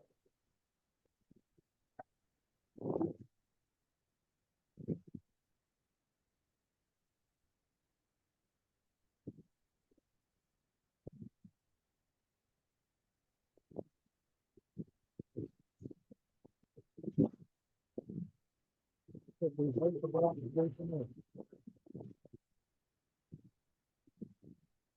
that answer your question, Al? It answered my question, but I was just afraid of spreading the jaws with that crack. Oh. You mean with this? There should be, it may spread a little, but there should be enough of the rest of this so that it's not an issue.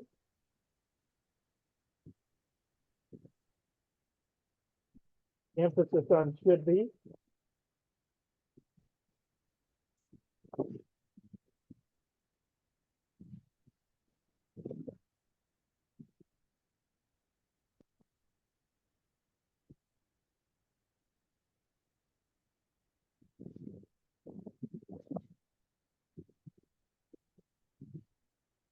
Don't push your luck, honey.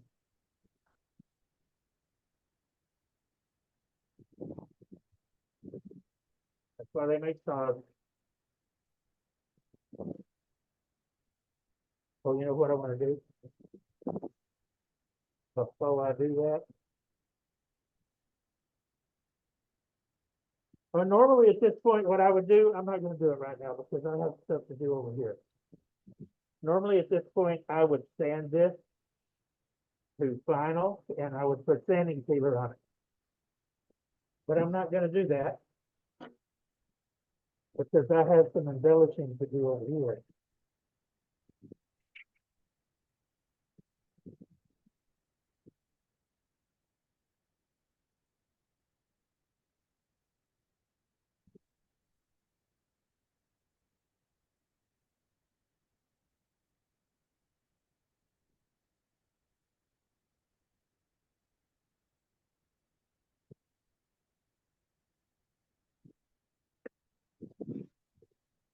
Man, this fine juniper dust gets everywhere.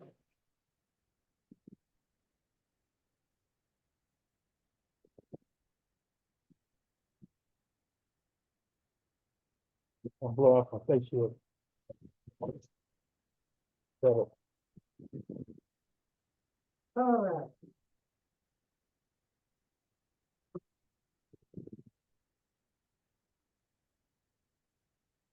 Really, that's an awful big truck for that little bowl.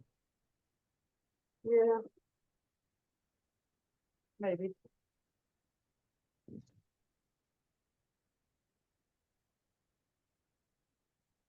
Now, something I like to do when I'm chucking is I like to bring my tailstock up. Because sometimes when you turn around, put it in the chuck, it's not as centered as you thought it was. I don't know why that happened. Hey, Billy, before you go any further, I'd like Yeah. to see the bottom of that bowl to see that mortise. Sure enough. Please.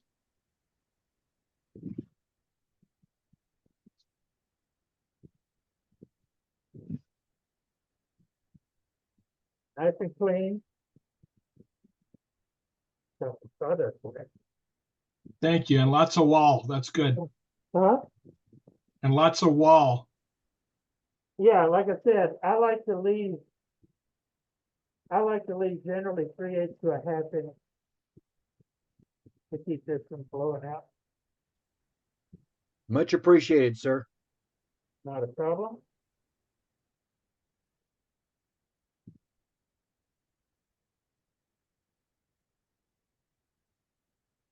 Now, I didn't put a lot of pressure on there, I'm just holding.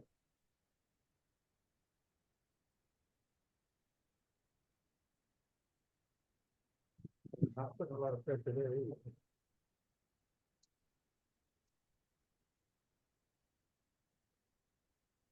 Some woods you can really crank down on. Some you don't need to. Actually, I'm putting that pretty tight.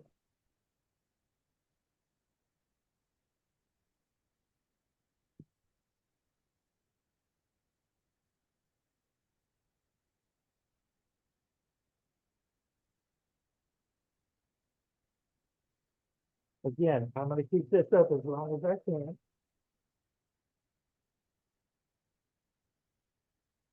For stability's sake.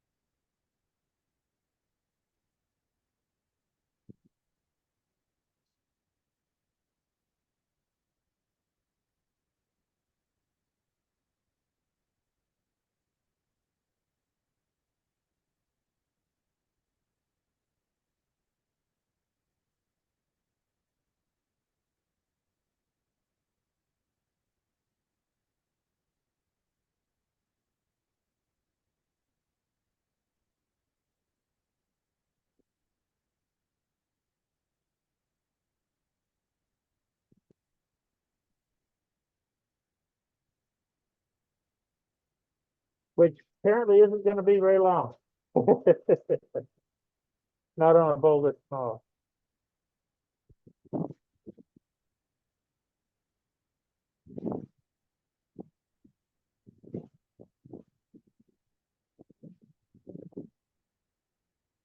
Yeah, I've got some of this blown out here, but I have some. I'm not worried about that because I can make it look like it wasn't there or not there later.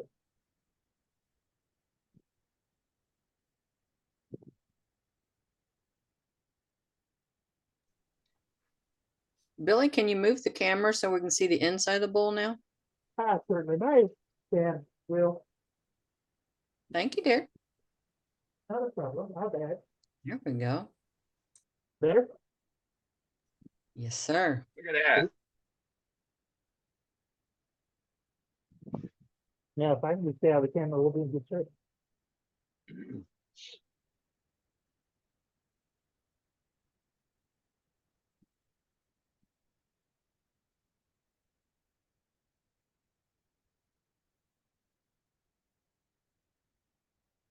Ta-da! Oops. Oh, yep. Mm. Not even at the crack, was it? Nope. Oh my goodness.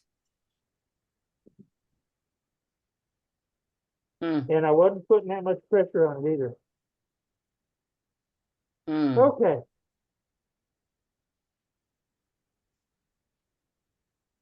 So, what do you do now, Coach? Could have used a glue block, Billy. You're right. You're absolutely right. But you still got enough meat and potatoes to save it. I do, and I will. I'll put it back in there.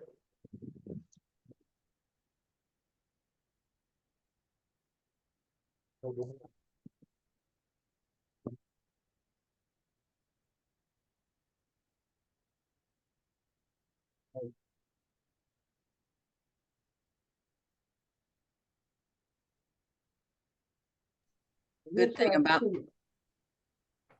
about this happening during a demo is we get to learn what to do when it does happen. Yeah. Well, it's all part of the process. It wouldn't be me doing it if there wasn't a screw up, huh?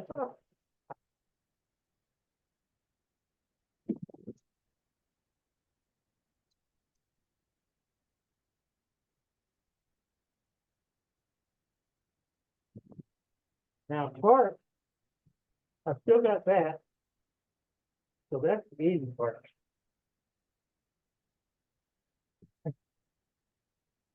I don't have my dimple, but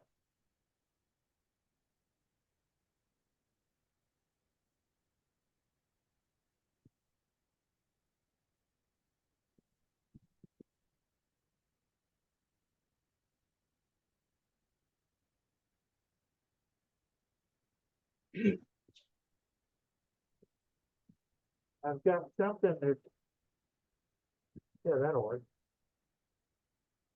I think.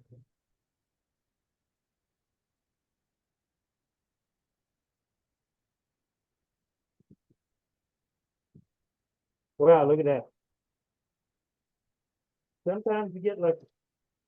Almost like you made it that way. Impressive. Okay.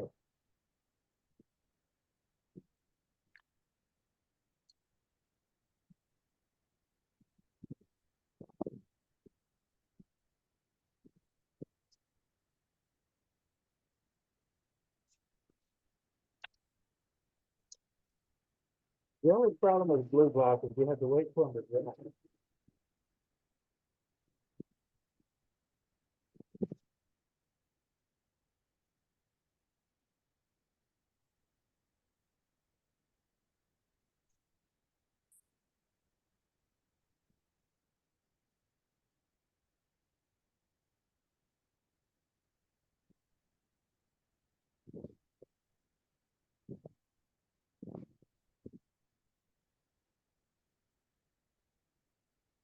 We're gonna gamble again, Bill? Yeah, I think I will.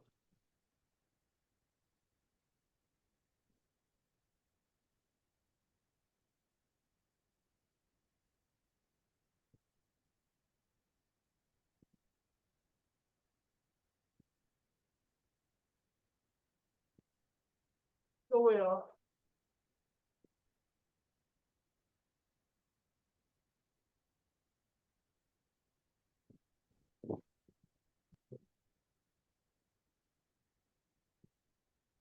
I got all my brother's stuff. Wow.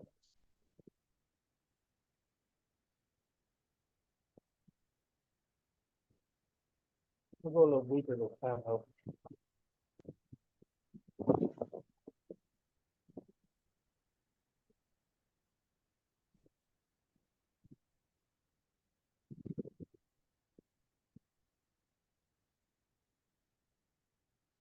Give myself, give myself just a little one meat.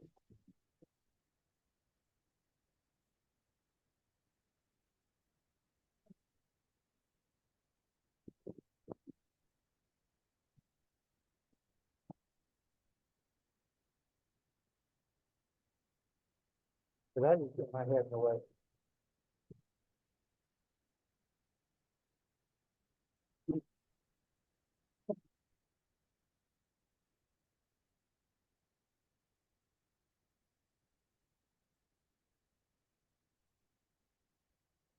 Let's see how that.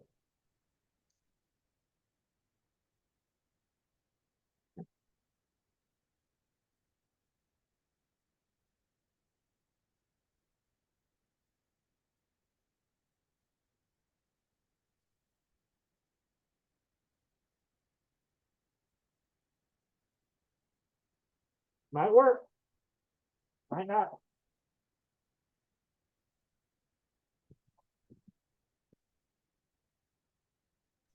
Second time's charm. You're right.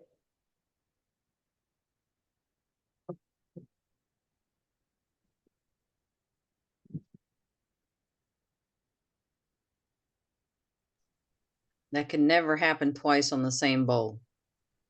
You doesn't know me very well.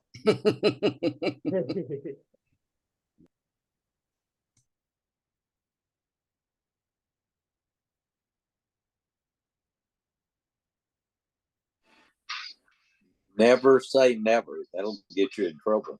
Every time.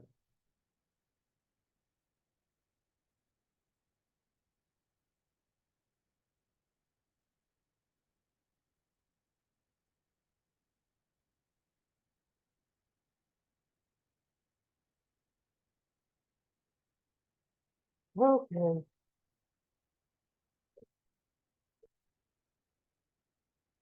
Get my elbow poker out of the way. You don't forget to pull this out more than once.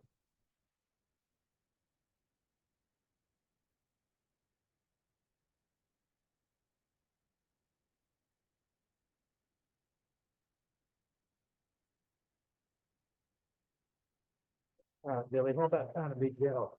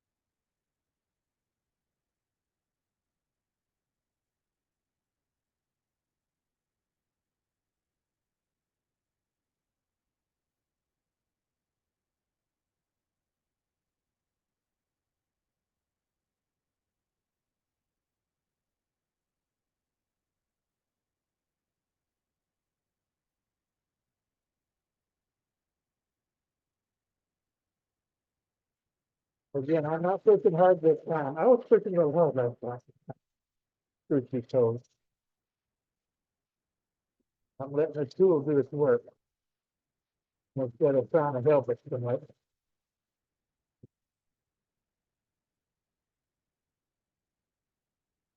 See what kind of set I'm getting.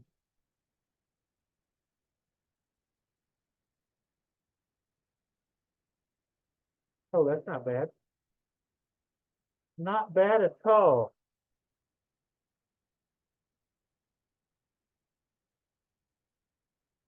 Some of my bark included left.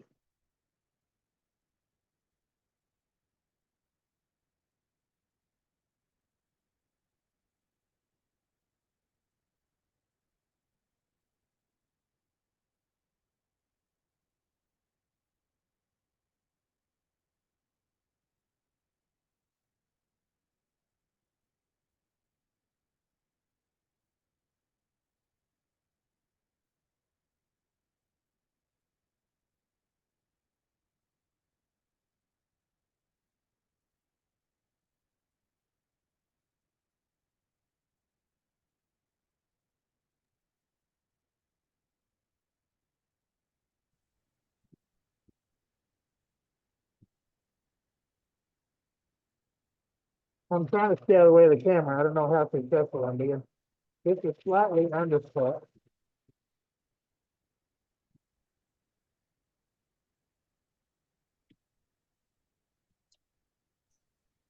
You're doing great, Billy.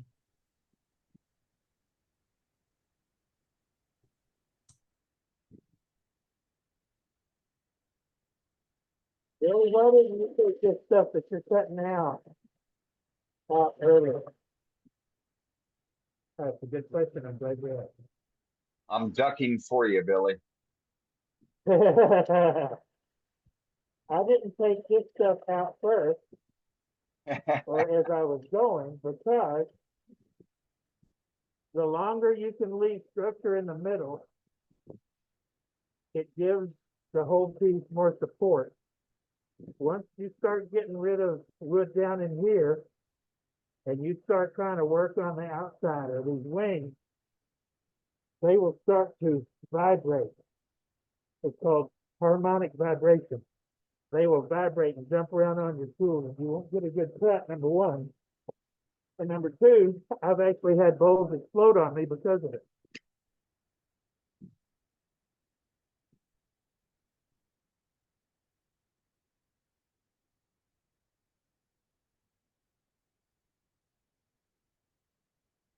So now it's safe to take that down a little bit, because I want to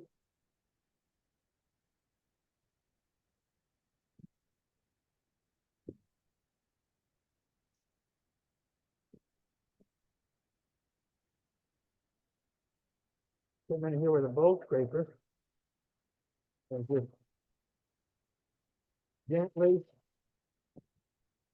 bring some of the syrup if I need to, get rid of any ridges. And barely touching it. And you hear that squeal out here? That's that vibration that's turning it down. Zoom's dampening it. Oh. When you get out there, it was chirping it. Oh, and you can, I don't know if you can see that. You can probably feel it now too. Yeah, you can feel where it was chirping. It'll stand out. But we're okay.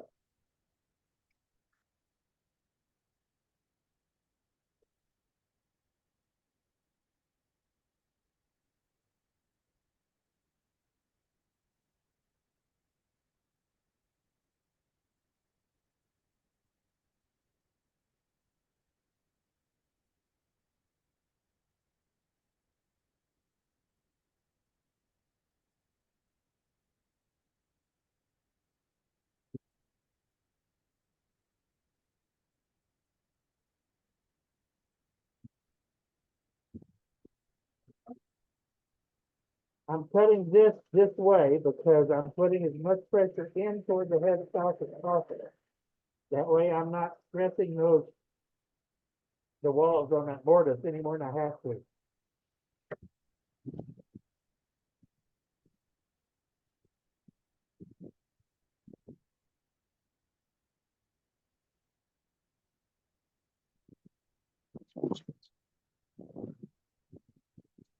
Oh.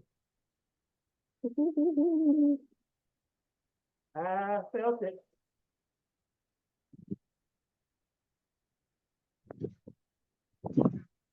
Oh yeah.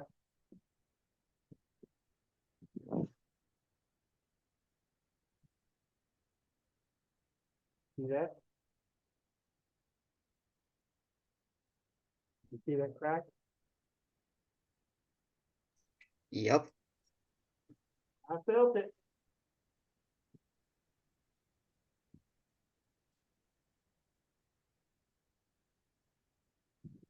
So I'm gonna try to be real gentle with the rest of it. This may end up being nothing more than a dismal failure, but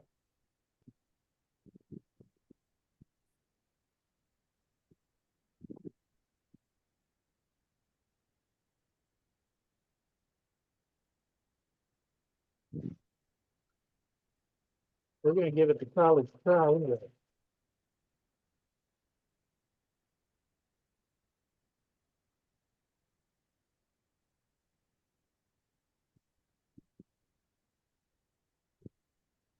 Those kind of catches are things you don't want when you have a weak mortar, by the way.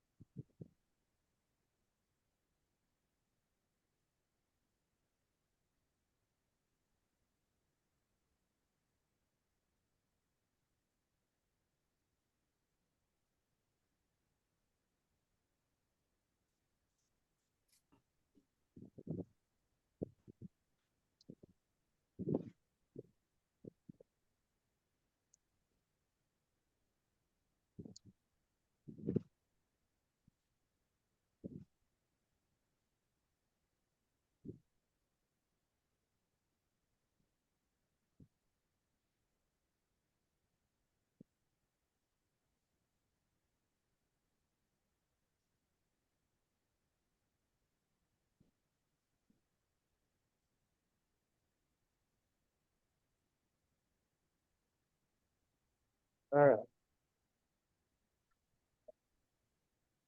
You change camera views, Billy? Oh, sorry. I did and then forgot. My bad. all That's why good. I have y'all. To remind me to do things like that.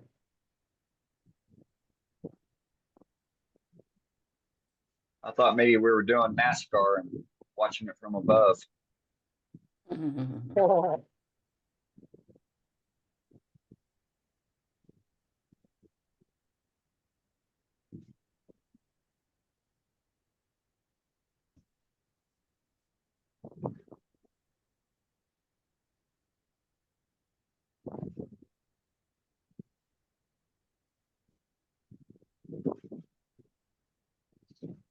Hit my wall thickness.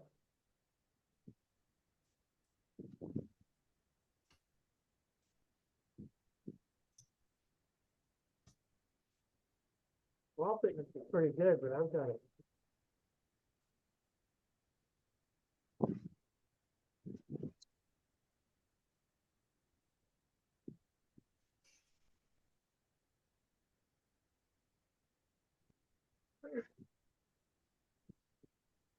Really nice ridge right in here.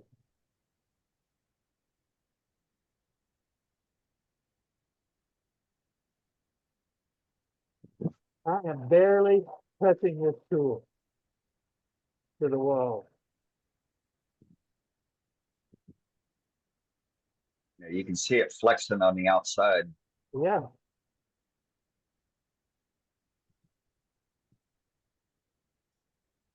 Down here, I'm not too worried about it. When I get up here, we got a problem.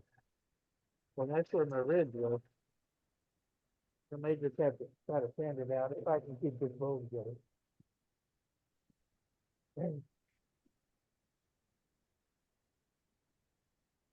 Oh, that's a lot better. That is mejor mucho. Okay. Let's see how deep we are.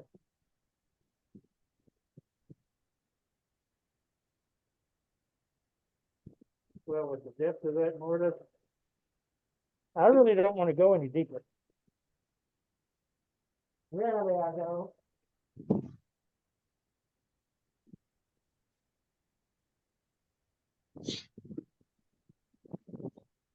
So I'm gonna try to finish.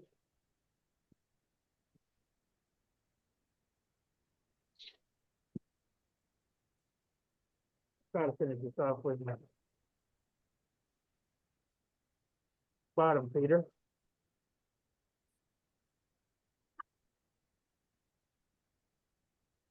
Oh, look. This is why you always check. I'm rubbing right there. Actually, I'm not rubbing. I'm cracking. Okay. Now I got clearance all the way around. I'm swinging that in a little bit more. Double check.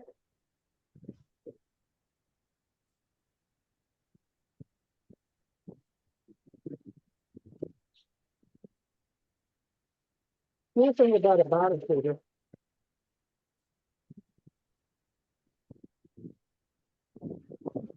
and why I like to use one down in here is because I'm pushing mainly against the headstock. Not putting a whole lot of stress on that mortar. And in cases like this one, it's a good thing.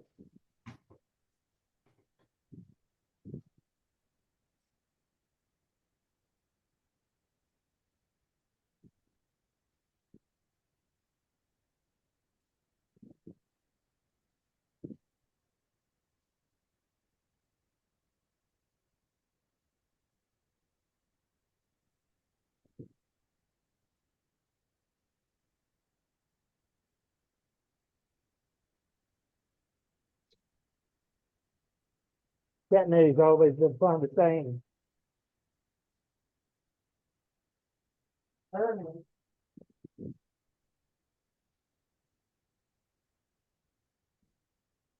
Don't have flat. We don't turn flat things. Well, sometimes you just can't help having a bottom that's a little bit flatter than you'd like. This is one of those times, Cat, sorry.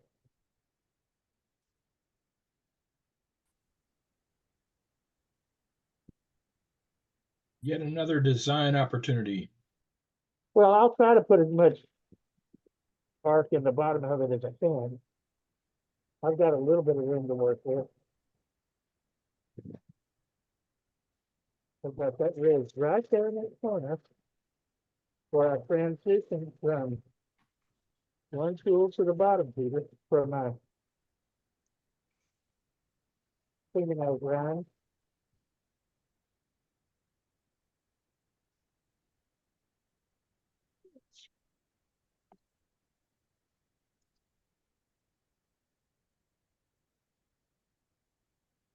Is what we look like.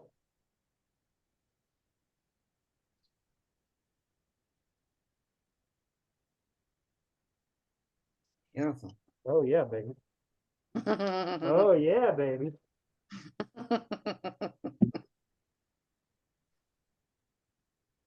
Okay. So let me just blow it out.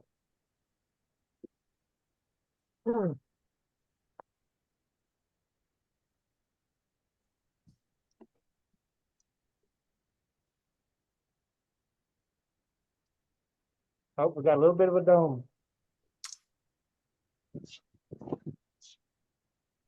I got a little bit of a dome. But ooh, that's close.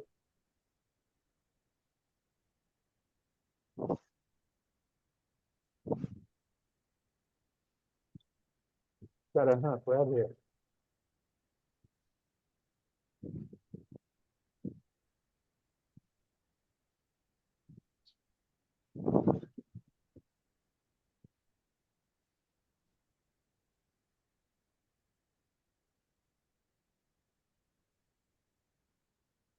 If you put your fingers in tune with your tool, you'll usually be able to feel those.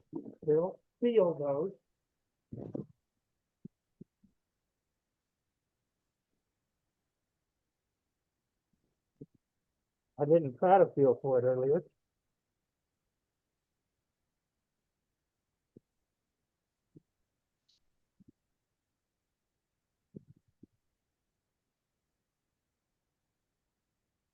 And I'm not as brave as Richard Raven or Tomasovich. I ain't sticking my finger in there to check it while it's good.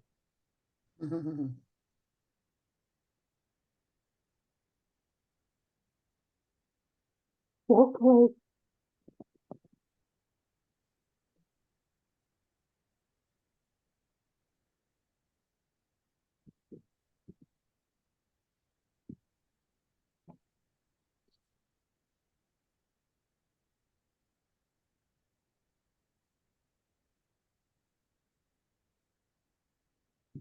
Yeah, that'll stand out.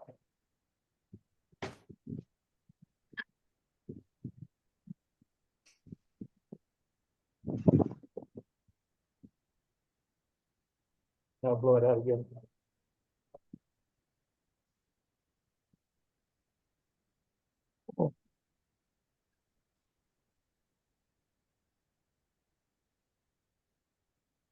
Look how pretty the figure in that, the grain in that Mm-hmm. juniper is. It's just gorgeous. That's why I like throwing this stuff, because it's really pretty and it finishes really, really pretty. So what am I going to do about all this? Huh, good question.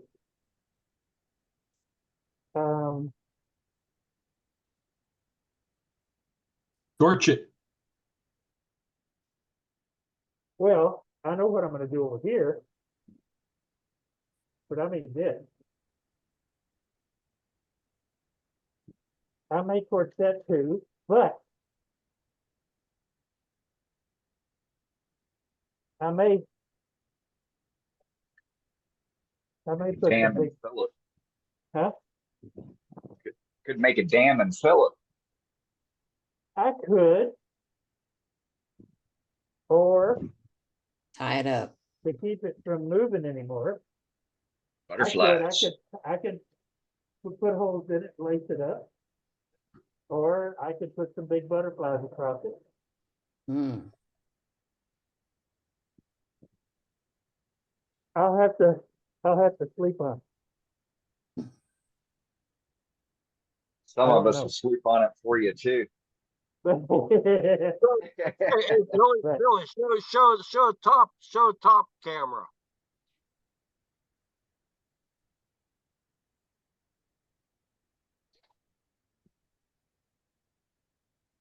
But look at that grain. See how pretty that is? Beautiful. Very But pretty. yeah, I need to clean the barky stuff out. It'll really pop when you get finish on it too. Yeah, well, and clean the barky stuff out. I'll pack that back down with CA. And yeah, I may. The only problem with flaming this juniper, it is so prone to crack. I've actually heard it cracking while I'm letting, like if I'm using a shellac sanding sealer, I have actually heard this cracking as the shellac dries because it's drying so quickly. It's crazy, absolutely crazy. If you look at this stuff sideways, it's cracking. So if I supply heat to it, and I have put heat to juniper before, and it opened up like a Christmas present. Crazy. Anyway, so I don't know that I want to torch this. What I may do, what I'll probably do, is I will probably put the wire brush, the wire wheel in a drill, and I will just guard this all up out here. I wouldn't go ahead, Billy. I'll let nature do what it's going to do to it. So guard this all up real good and hit it with some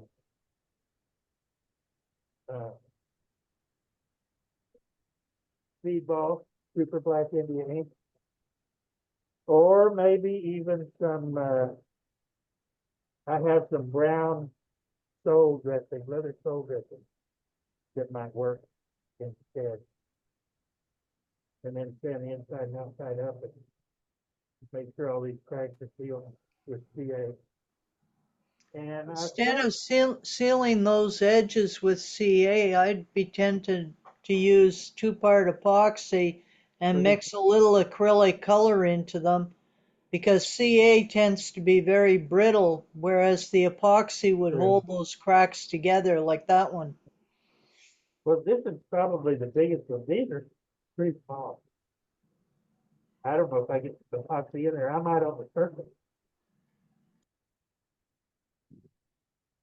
But I'll do something. And I'm either going to, well, I've done butterflies. I may lace this. I didn't cut it real thin. It's about 1/4 of an inch thick. I left it that way pretty much on purpose because this stuff just gets so brittle and flies apart so easy.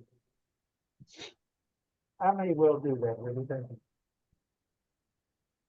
So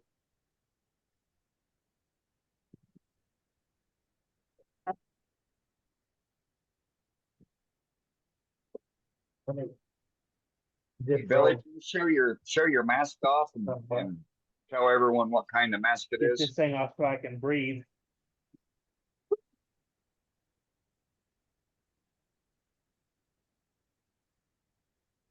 So back to my original point. The question was, I've been turning pins and bottle stoppers and I want to get into bowl turning. Where do I go? Where do I start? How do I start? What do I need to do? What do I need to think about? Well, you need to find you a blank that you can put on your lathe that it's going to fit. And if you've got bigger stuff, either cut it in half. If it's still too big, quarter it like I did this one. And come up with a way to mount it. If you're going to use a mortise or a tenon, now if I'd been using a tenon, I'd have sheared this thing off at least 3 times. I guarantee it. Because this stuff, it does not like that kind of torque. You saw what it did with my first mortise. It had a 3/8 inch border on it. I only went about 1/8 of an inch deep. I think that's part of my problem. That's why the second time I went about 3/16 of an inch, almost 1/4. And I had about a 1/2 inch wall thickness instead of just 3/8. So that helped. So all of these things come into play. And so these are some of the things that you have to think about. But the biggest thing is just do it. Just get out there and do it. If you don't have a bowl gout, get one.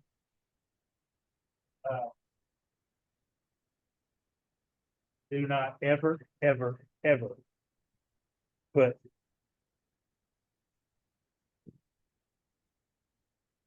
this tool to a bowl. This is a spindle roughing gout. That's all it is. This tang down here will not take the stresses that bowls and bowl blanks will put on a piece.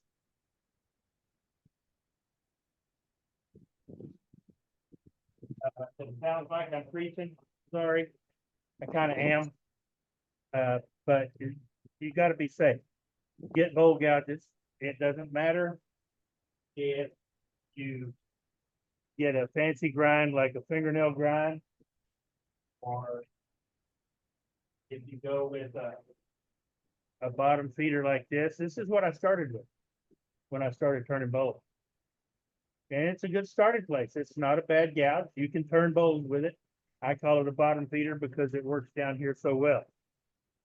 But just get out there and try and play and keep coming on here and keep watching turners that are better than I am and keep asking questions and keep learning.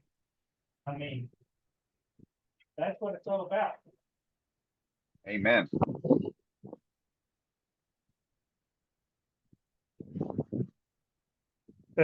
So, as usual, with one of my demonstrations, it was an experience. Bill,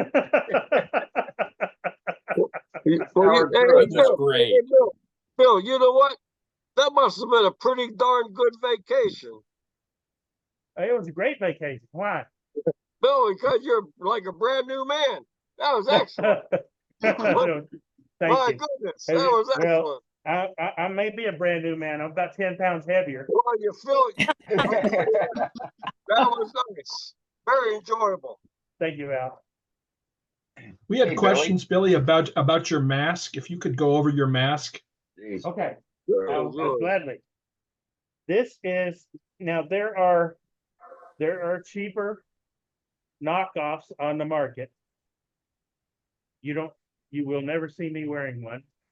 This is the original RZ dust mask. I have 2 of them.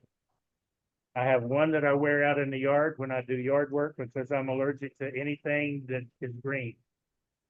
Anything that has pollen in it, unless it's the size of a basketball, I'm allergic to it. The pollen, that is. RZ dust mask. My first dust mask was a Dust Be Gone, and I still have one, and it works great out in the yard. And it also works okay in a pinch. But this is the one. The filters are charcoal and activated charcoal, and they're replaceable. You can buy replacement filters. I've got a package of replacement filters in the house. I replace these regularly. Don't try to wash them. Just get new ones. I swear by this thing. I mean, it helps me immensely. I will not be, because I was wearing it, I won't be hacking myself to sleep or awake all night because this kept it out of my life. That helps too.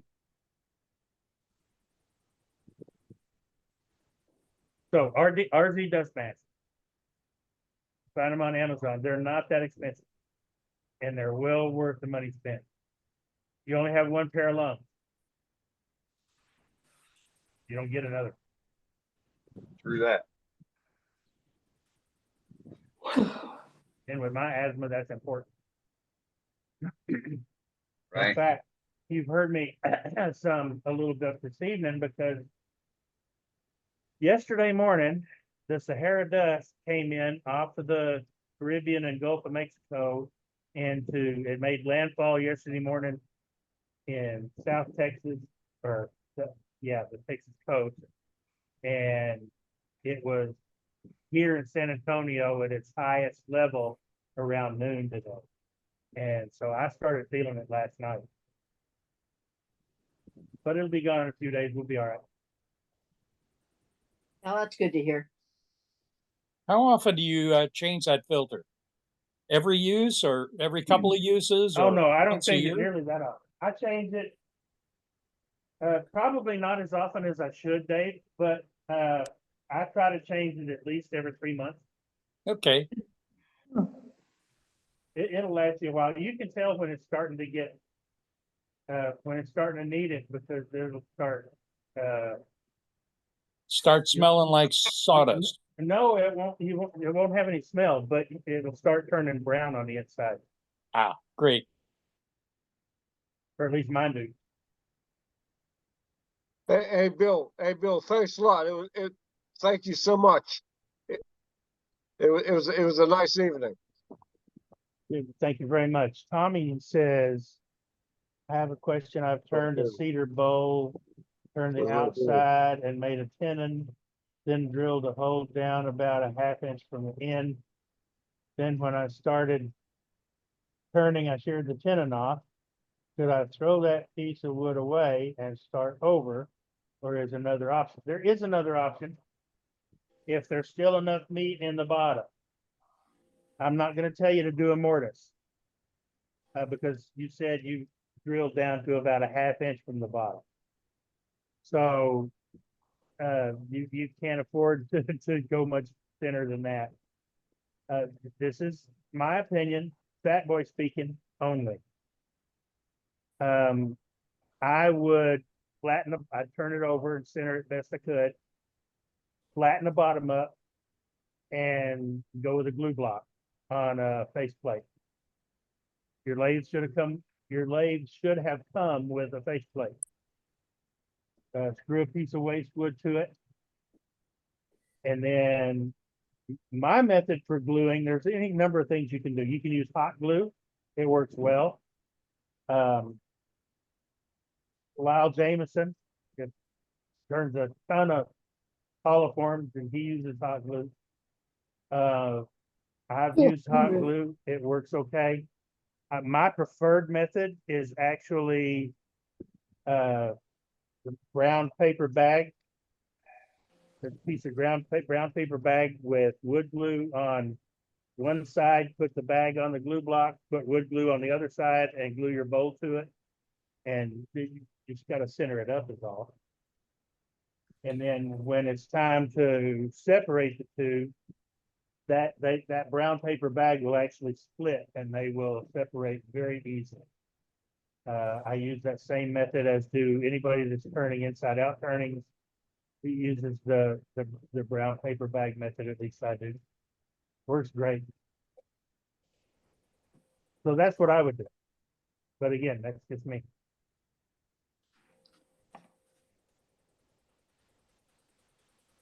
Any other questions? Great job, Billy. Thank you. Thank you very much. Have any other questions, comments, Complaints? complaints? No complaints, just thanks. That's what I used to tell my students at the end of a lesson. Questions, comments, complaints? Thanks, Billy. No, it was very enjoyable. Very enjoyable. Thanks. Great. Hey, thanks for sharing. My pleasure. When I figure out what I'm going to do with this, I'll send Joaquin pictures of it.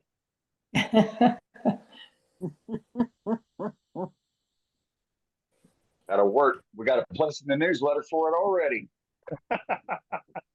I still have to send him the one I did last time.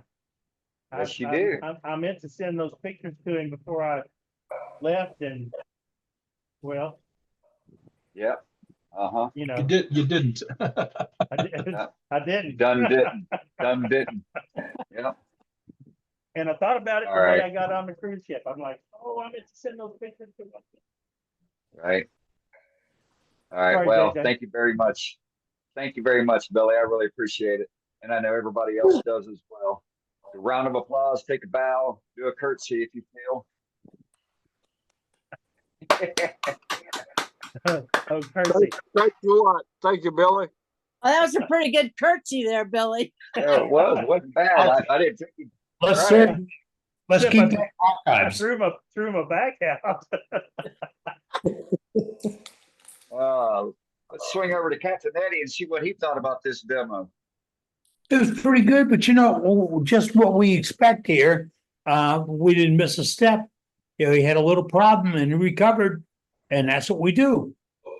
Hey, it happens in your shop. It happens in our shop. And it happens everywhere.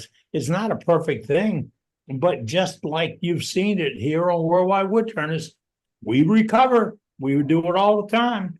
And it's a practical thing. I'm glad we can show it. And we gave some advice to new turners, and heed that advice. That advice came from turners who have experienced the pluses and the minuses of what we're doing. Sometimes it's good to save a block of wood. Sometimes it's nice to see it burn away. So let's follow along with that. Hey, if you're joining us a little late tonight and you might have missed it, I hope you didn't. But coming up, real soon, we're calling it a wood turning wingding, and it's going to be our big wood turning wingding. We've got a better name for it. We'll announce that later on, but it's not that far away. But and I got to remind you, because it is only from today 777 days away. Wow.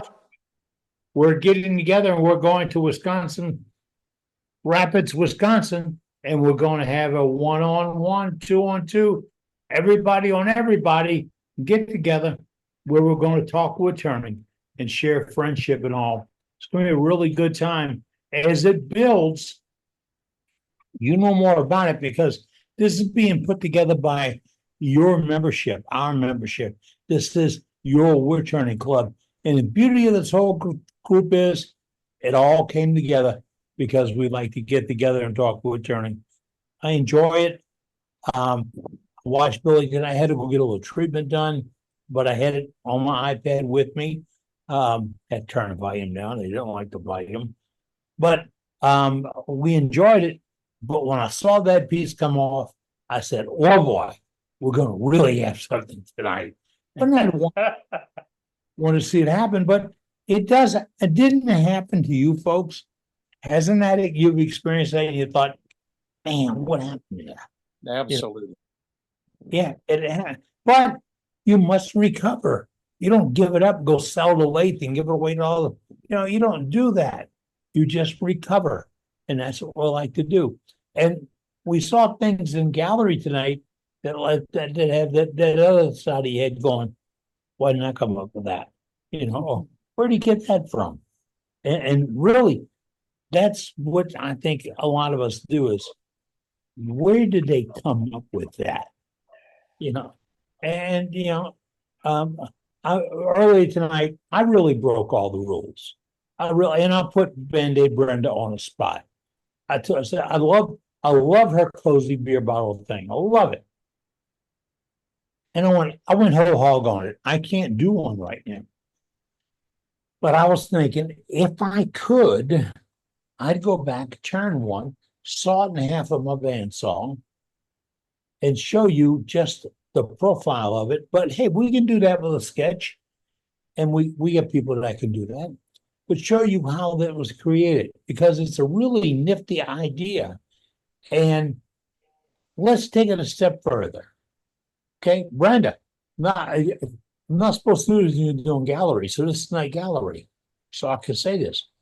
But if we started embellishing them, if we started with a little surface decoration, or a little laser work, or a little carving, or a little wood burning, is yada, yada, yada, yada, yada. Or make them and send them to Matt Harbor and let him go nuts on coloring. Matt said, why don't you make a bunch of them? Didn't he? I thought I heard Matt say that. Yeah, absolutely. I said, hey, somebody suggested something, wade in and do it. See, he opened the door. And we have other people that are like that. So those kind of projects are worth $1 million. And that's the stuff that even if you don't sell them, you give them away. Al tonight said he makes the little puppies and he gives them away to family members and all that. The holidays are coming, folks. How you doing on your ornaments? Really? It's a one-on-one question. How are you doing on your ornaments? Oh, don't give me anything about it's August. Tomorrow's August. This is still July. How you doing on your ornaments? And other little things for your giveaways for the holidays. You're going to see kids. You're going to see family. You're going to visit. You're going to go to parties. Do you have some wine bottle stoppers ready? Even without the Niles bottoms or anything fancy. Get the cork bottoms out of the catalog and put them on it. Nobody looks at it and says, oh, it's just a cork bottle. No, they're looking at the art you put in them and you give away.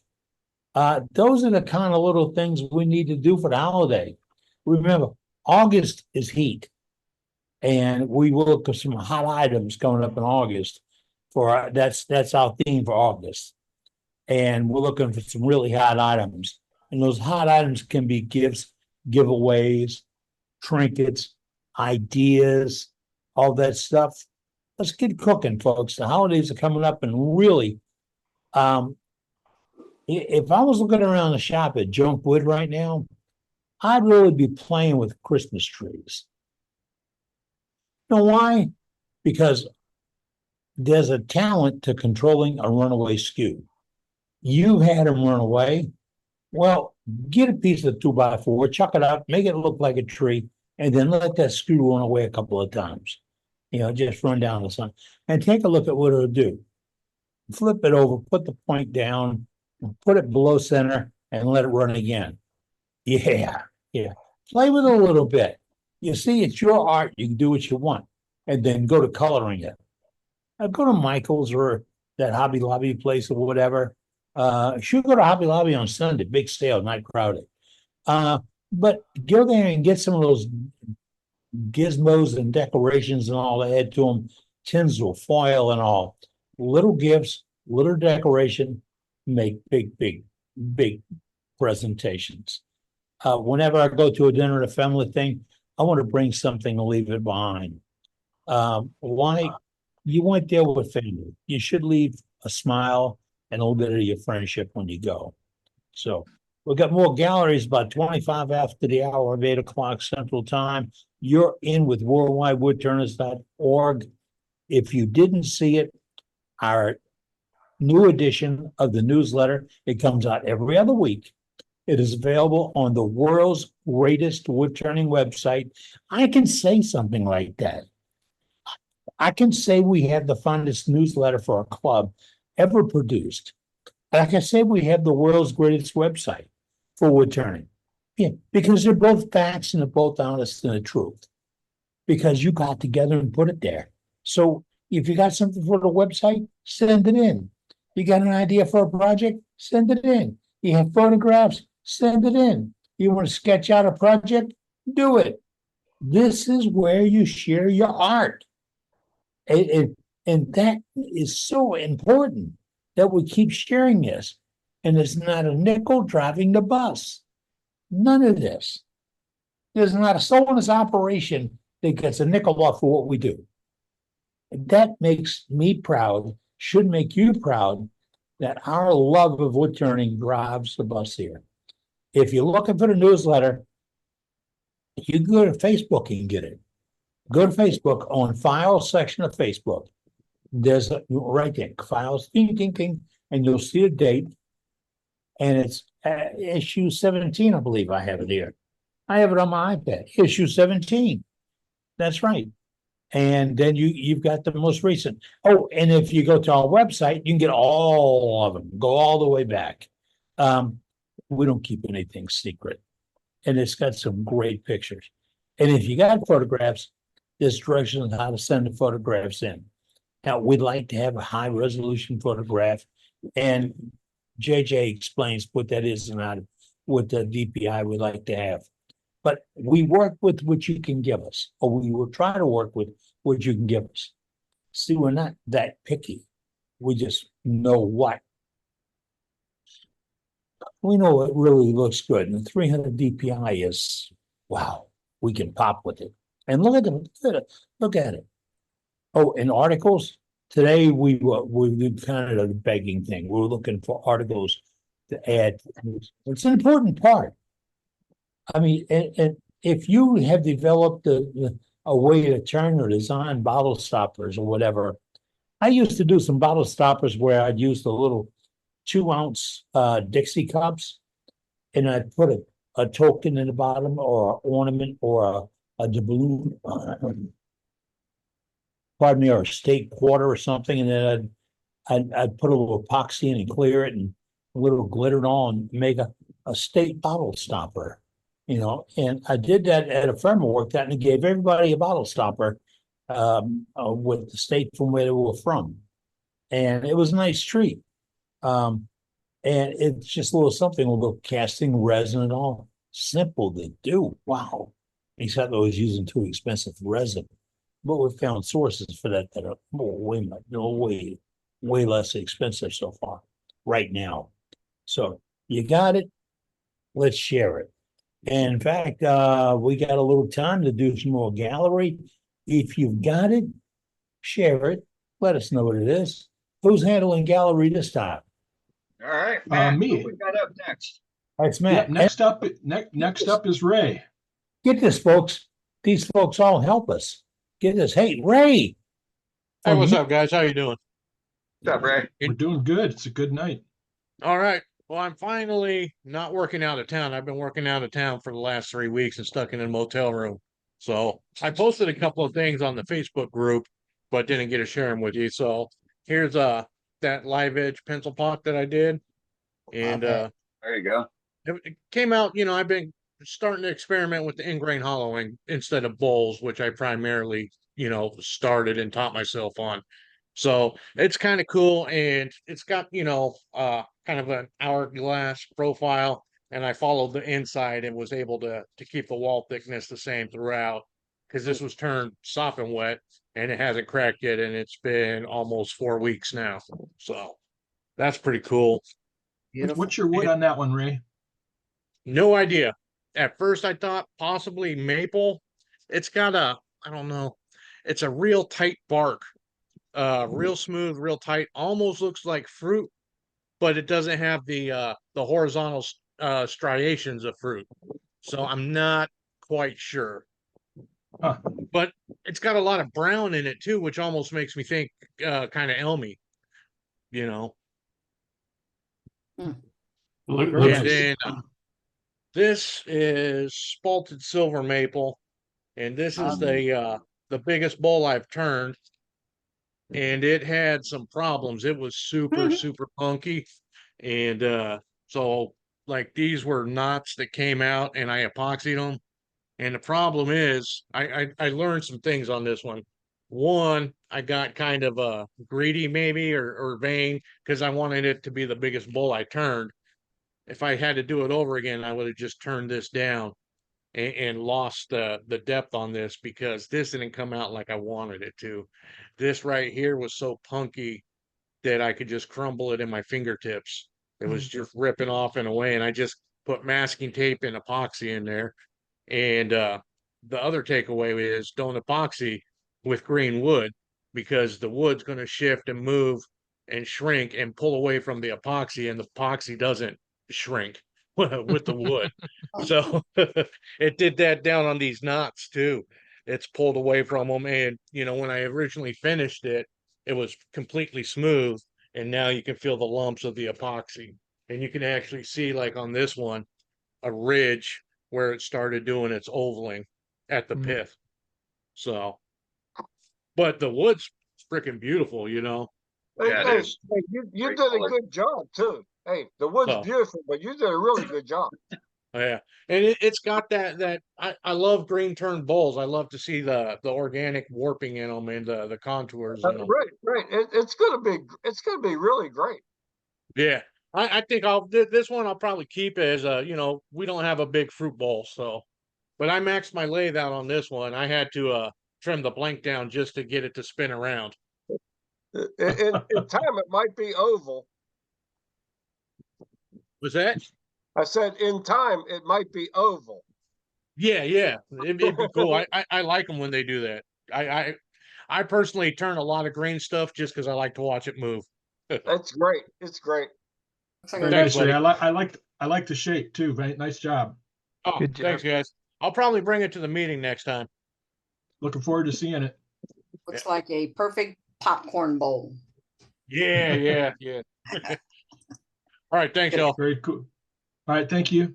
Next up is Doug. Well, hi. It is good to see everybody. I wasn't real sure I was going to get in tonight, but I wanted to show you something that's kind of appropriate for the night. Billy kind of started us off. Yesterday, I started turning this piece. This is obviously well, not obviously. This was a knot. That's a big wormhole there that comes out on the back side over here. And I was going to let that be the top because that was it was the inside of the tree, and I wanted the other side to be the bottom. Well, you can see what happened on the bottom. All that dark is bark inclusion that was not there when I started. The deeper I got into it, the more bark was there, and it doesn't show up well if I turn it that way. There you go. You can see the bark just kind of fell away from it. It was the strangest thing. So I gave up on that and grabbed another piece that I had laying around and ended up with a real nice piece of cherry. Has some faulting in it. Came out real nice. Just a little small bowl. What I say, 5 or 5.5 inches, 5.25 inches. I was right around it. So 5.25 by 2.25, I think it was. But just came out real nice. Nice little. You can almost see this curve just came straight around, and I came in and developed a little foot so that it gave it a little definition, a little shadow line when it sits on the table.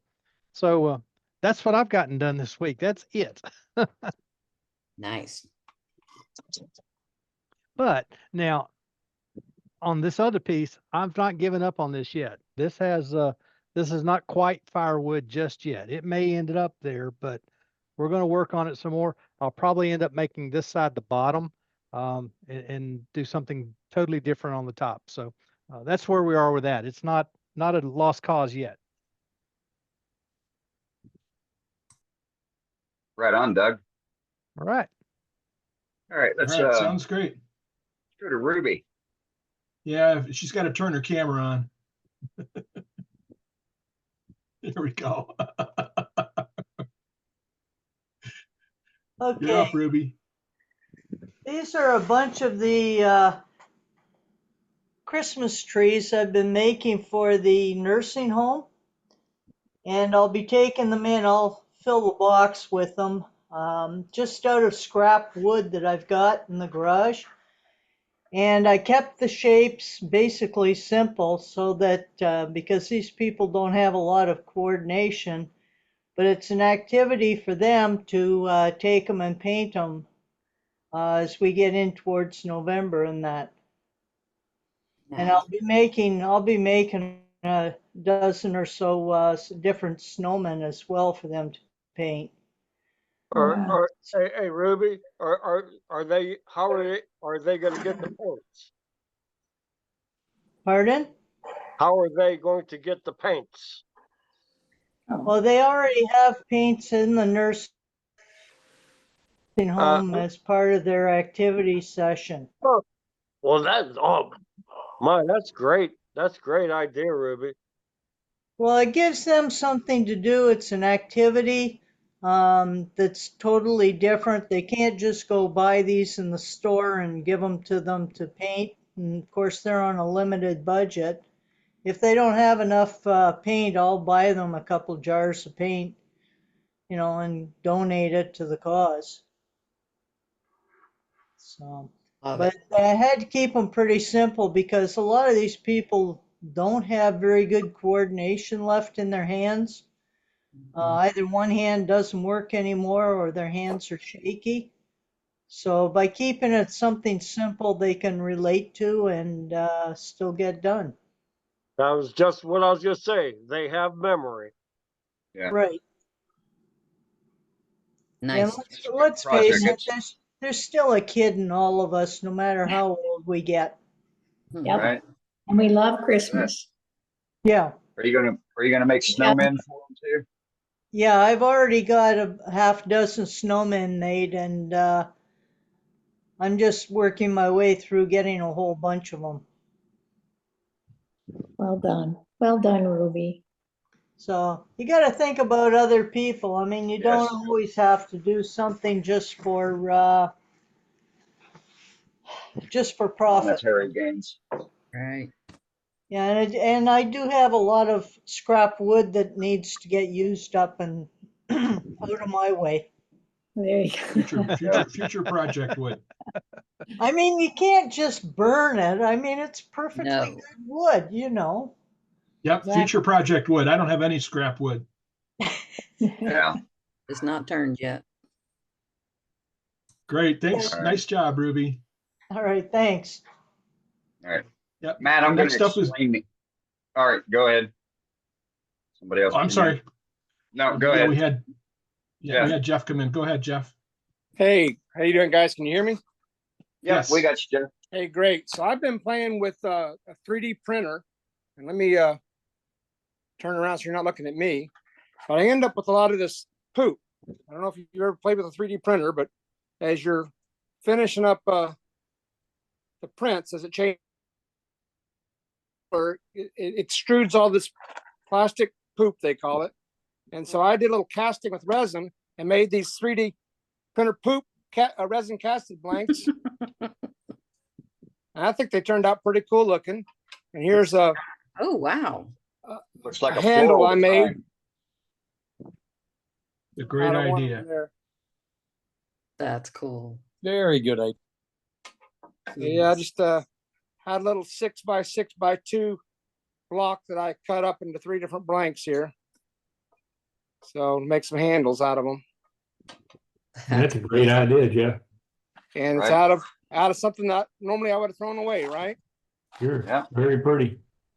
Yeah. That's what I did this week. I haven't had much time in the shop, but we're having fun still. Yeah, you took garbage, added $50 to it, and now you got $50 blocks. Exactly. Well, actually, the resin I found on sale at a Amazon return store for $6. Yeah. Wow. So it's $6. Can't beat that. For the resin, yeah. That's a great price. Pretty nice. Yeah. Nice job. Did you use a pressure pot on those? Yes, I did. Yeah, it was Illuminate. Oh, nice. Very nice. Yeah, I think Yeah. those came out really well. Yeah, Yeah. I enjoyed it. Something fun to make. I like the fact that you call it resin poop. You know, Yes. that's what Uh, that's what 3D that's what printer they call it. All the 3D websites, that's what they call it. They call It's it the 3D official printer. term. Yeah, I think that is the official term for bamboo users for sure. All right, back to you, Dane.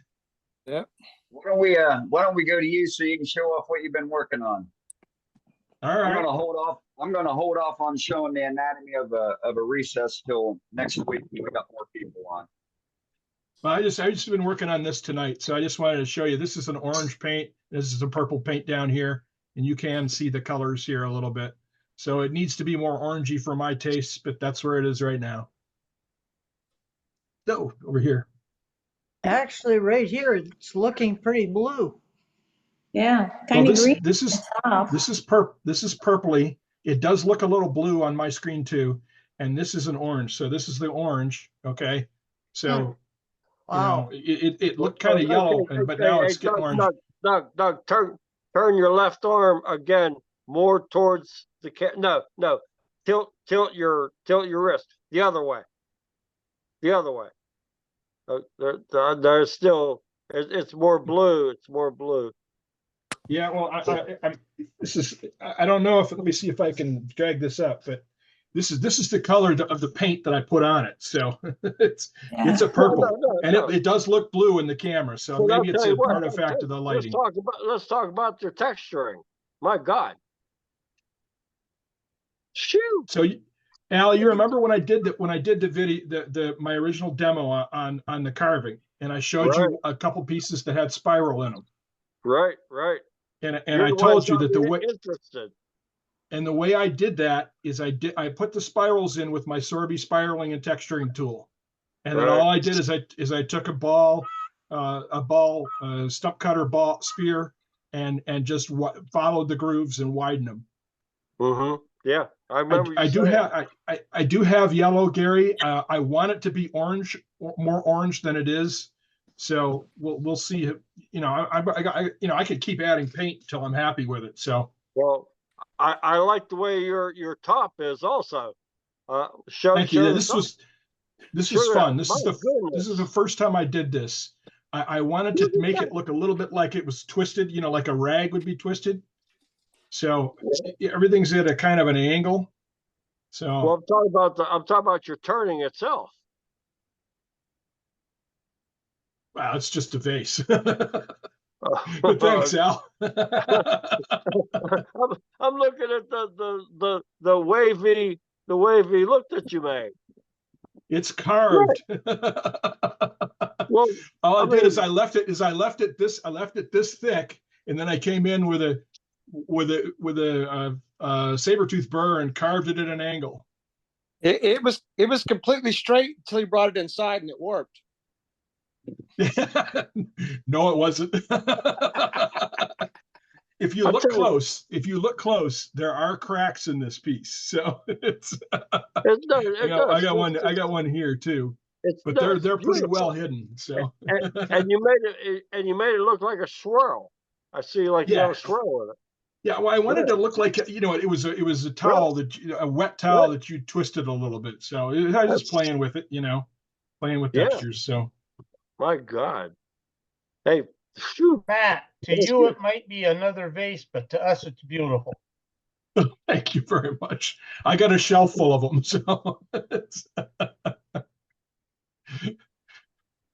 So thanks very much. So what was your method for cutting in your grooves?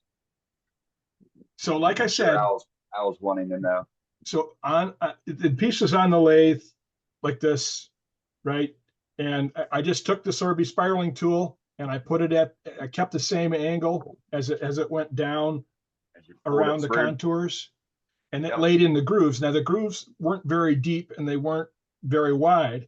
So what I wanted in order to do the texture painting, right? I wanted thin ridges. So I don't know if I can actually show this, but these ridges are actually pretty thin. Okay.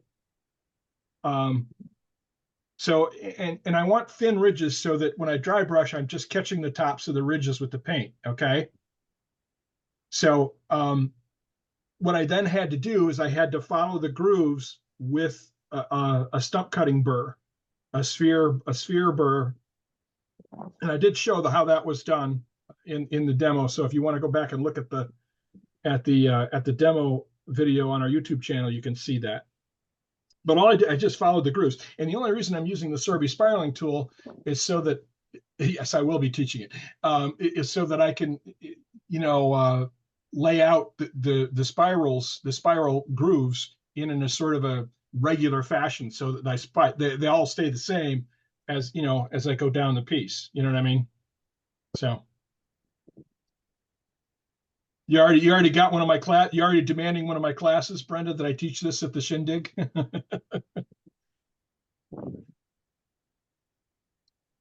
I'm sure it'll be done. I'm sure. All right, I'm gonna take myself off spotlight. That's really cool. I'll tell you that. I mean, oh my God. I mean, there aren't even any words to even ask. Well, thank you. I mean, in the demos, Al, I try to set them up so that anybody with the right tools can I mean, if you've got a Dremel and some decent burrs, I think you can follow the demo that I showed. Right. Gary, the demo is already on our YouTube channel. It was like a month and a half ago or something. Right. So, it was great. It was great. But I mean, it's great to see your stuff. Thank you. Well, it's a lot of fun. It's a lot of fun to do. And this is what the sort of curvy top thing was one of those things I woke up in the middle of the night thinking about. So that's why I keep a notebook by the side of the bed.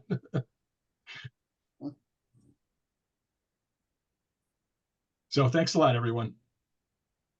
Back to you, Dane. How y'all keep messing my name up after all these years? Dane. Even it's spelled twice out there. I shouldn't, The only thing I think about when getting up in the middle of the night is how fast I can make it to the bathroom. I'm glad you said that first, Billy. Makes two of us here. So, oh look, Hampton finally shows up and wants to show something. Where you at, Scott? I am here. I'm here. Can you hear me? I got him. Yeah. Yeah. Okay. I've been here the whole time, so don't think you're. I've been missing. If you guys would have looked at my video feed, you would have. I was making something. This for the heck of it. So I'm gonna go to my overhead camera. You were a co-host at one time, so it means you were here and then you left, and now you're here again. No, you never made me a co-host the whole time. Yeah, I did. I haven't been in the whole day. Oh, okay. Time, so I don't know. Anyway. Holy smokes. This is called an Urchin Bowl. Urchin Bowl? Erosion Bowl. And if you guys would have looked at my video feed, you would have watched me just finish I would have caught the whole thing while the meeting was going on. So that's what I did. The bowl was already done before the meeting started inside, but I did all the carving while the meeting was going on. And this is what I'll be teaching at SWAT. This is nice. Oh, but this is called an erosion bowl. So thought I'd share one of the demonstrations I'll be teaching in SWAT. So what kind of wood is that? This is a black walnut. Okay. And it's really deep down inside here. It's got a really deep undercut. That way you can drill the holes and things in it. So that's pretty. So this is a wood turner by the name of Neil Scobie that passed away in 2016. He was a wood turner from Australia. He was really well known for a lot of things. He had a lot of articles in the AW magazine and things like that. And he put out some DVDs, and I picked up his first DVD back in 2008, and I demonstrated these a long time ago, probably a good 10 years ago, and then I just stopped doing them for some reason, but I decided to start doing them again. So. Hey, Scott. Okay, you're on your overhead camera. Pick it back up. Pick it back up, and pick it back up. Okay, now move it forward. Okay, I want to look at bring it forward more. I want to see no. Back where you were. Back where you were. Okay, now bring your thumbs forward. I want to see the top of it, the profile. The what? Yeah, pick The it up. side profile. The side profile. The side profile. Yeah. Okay. That's what I want to see. Look, I just want to see how it's. Yeah, it's kind of there's a good part of the shape still. It's just kind of like an oval shape with a top lid on here.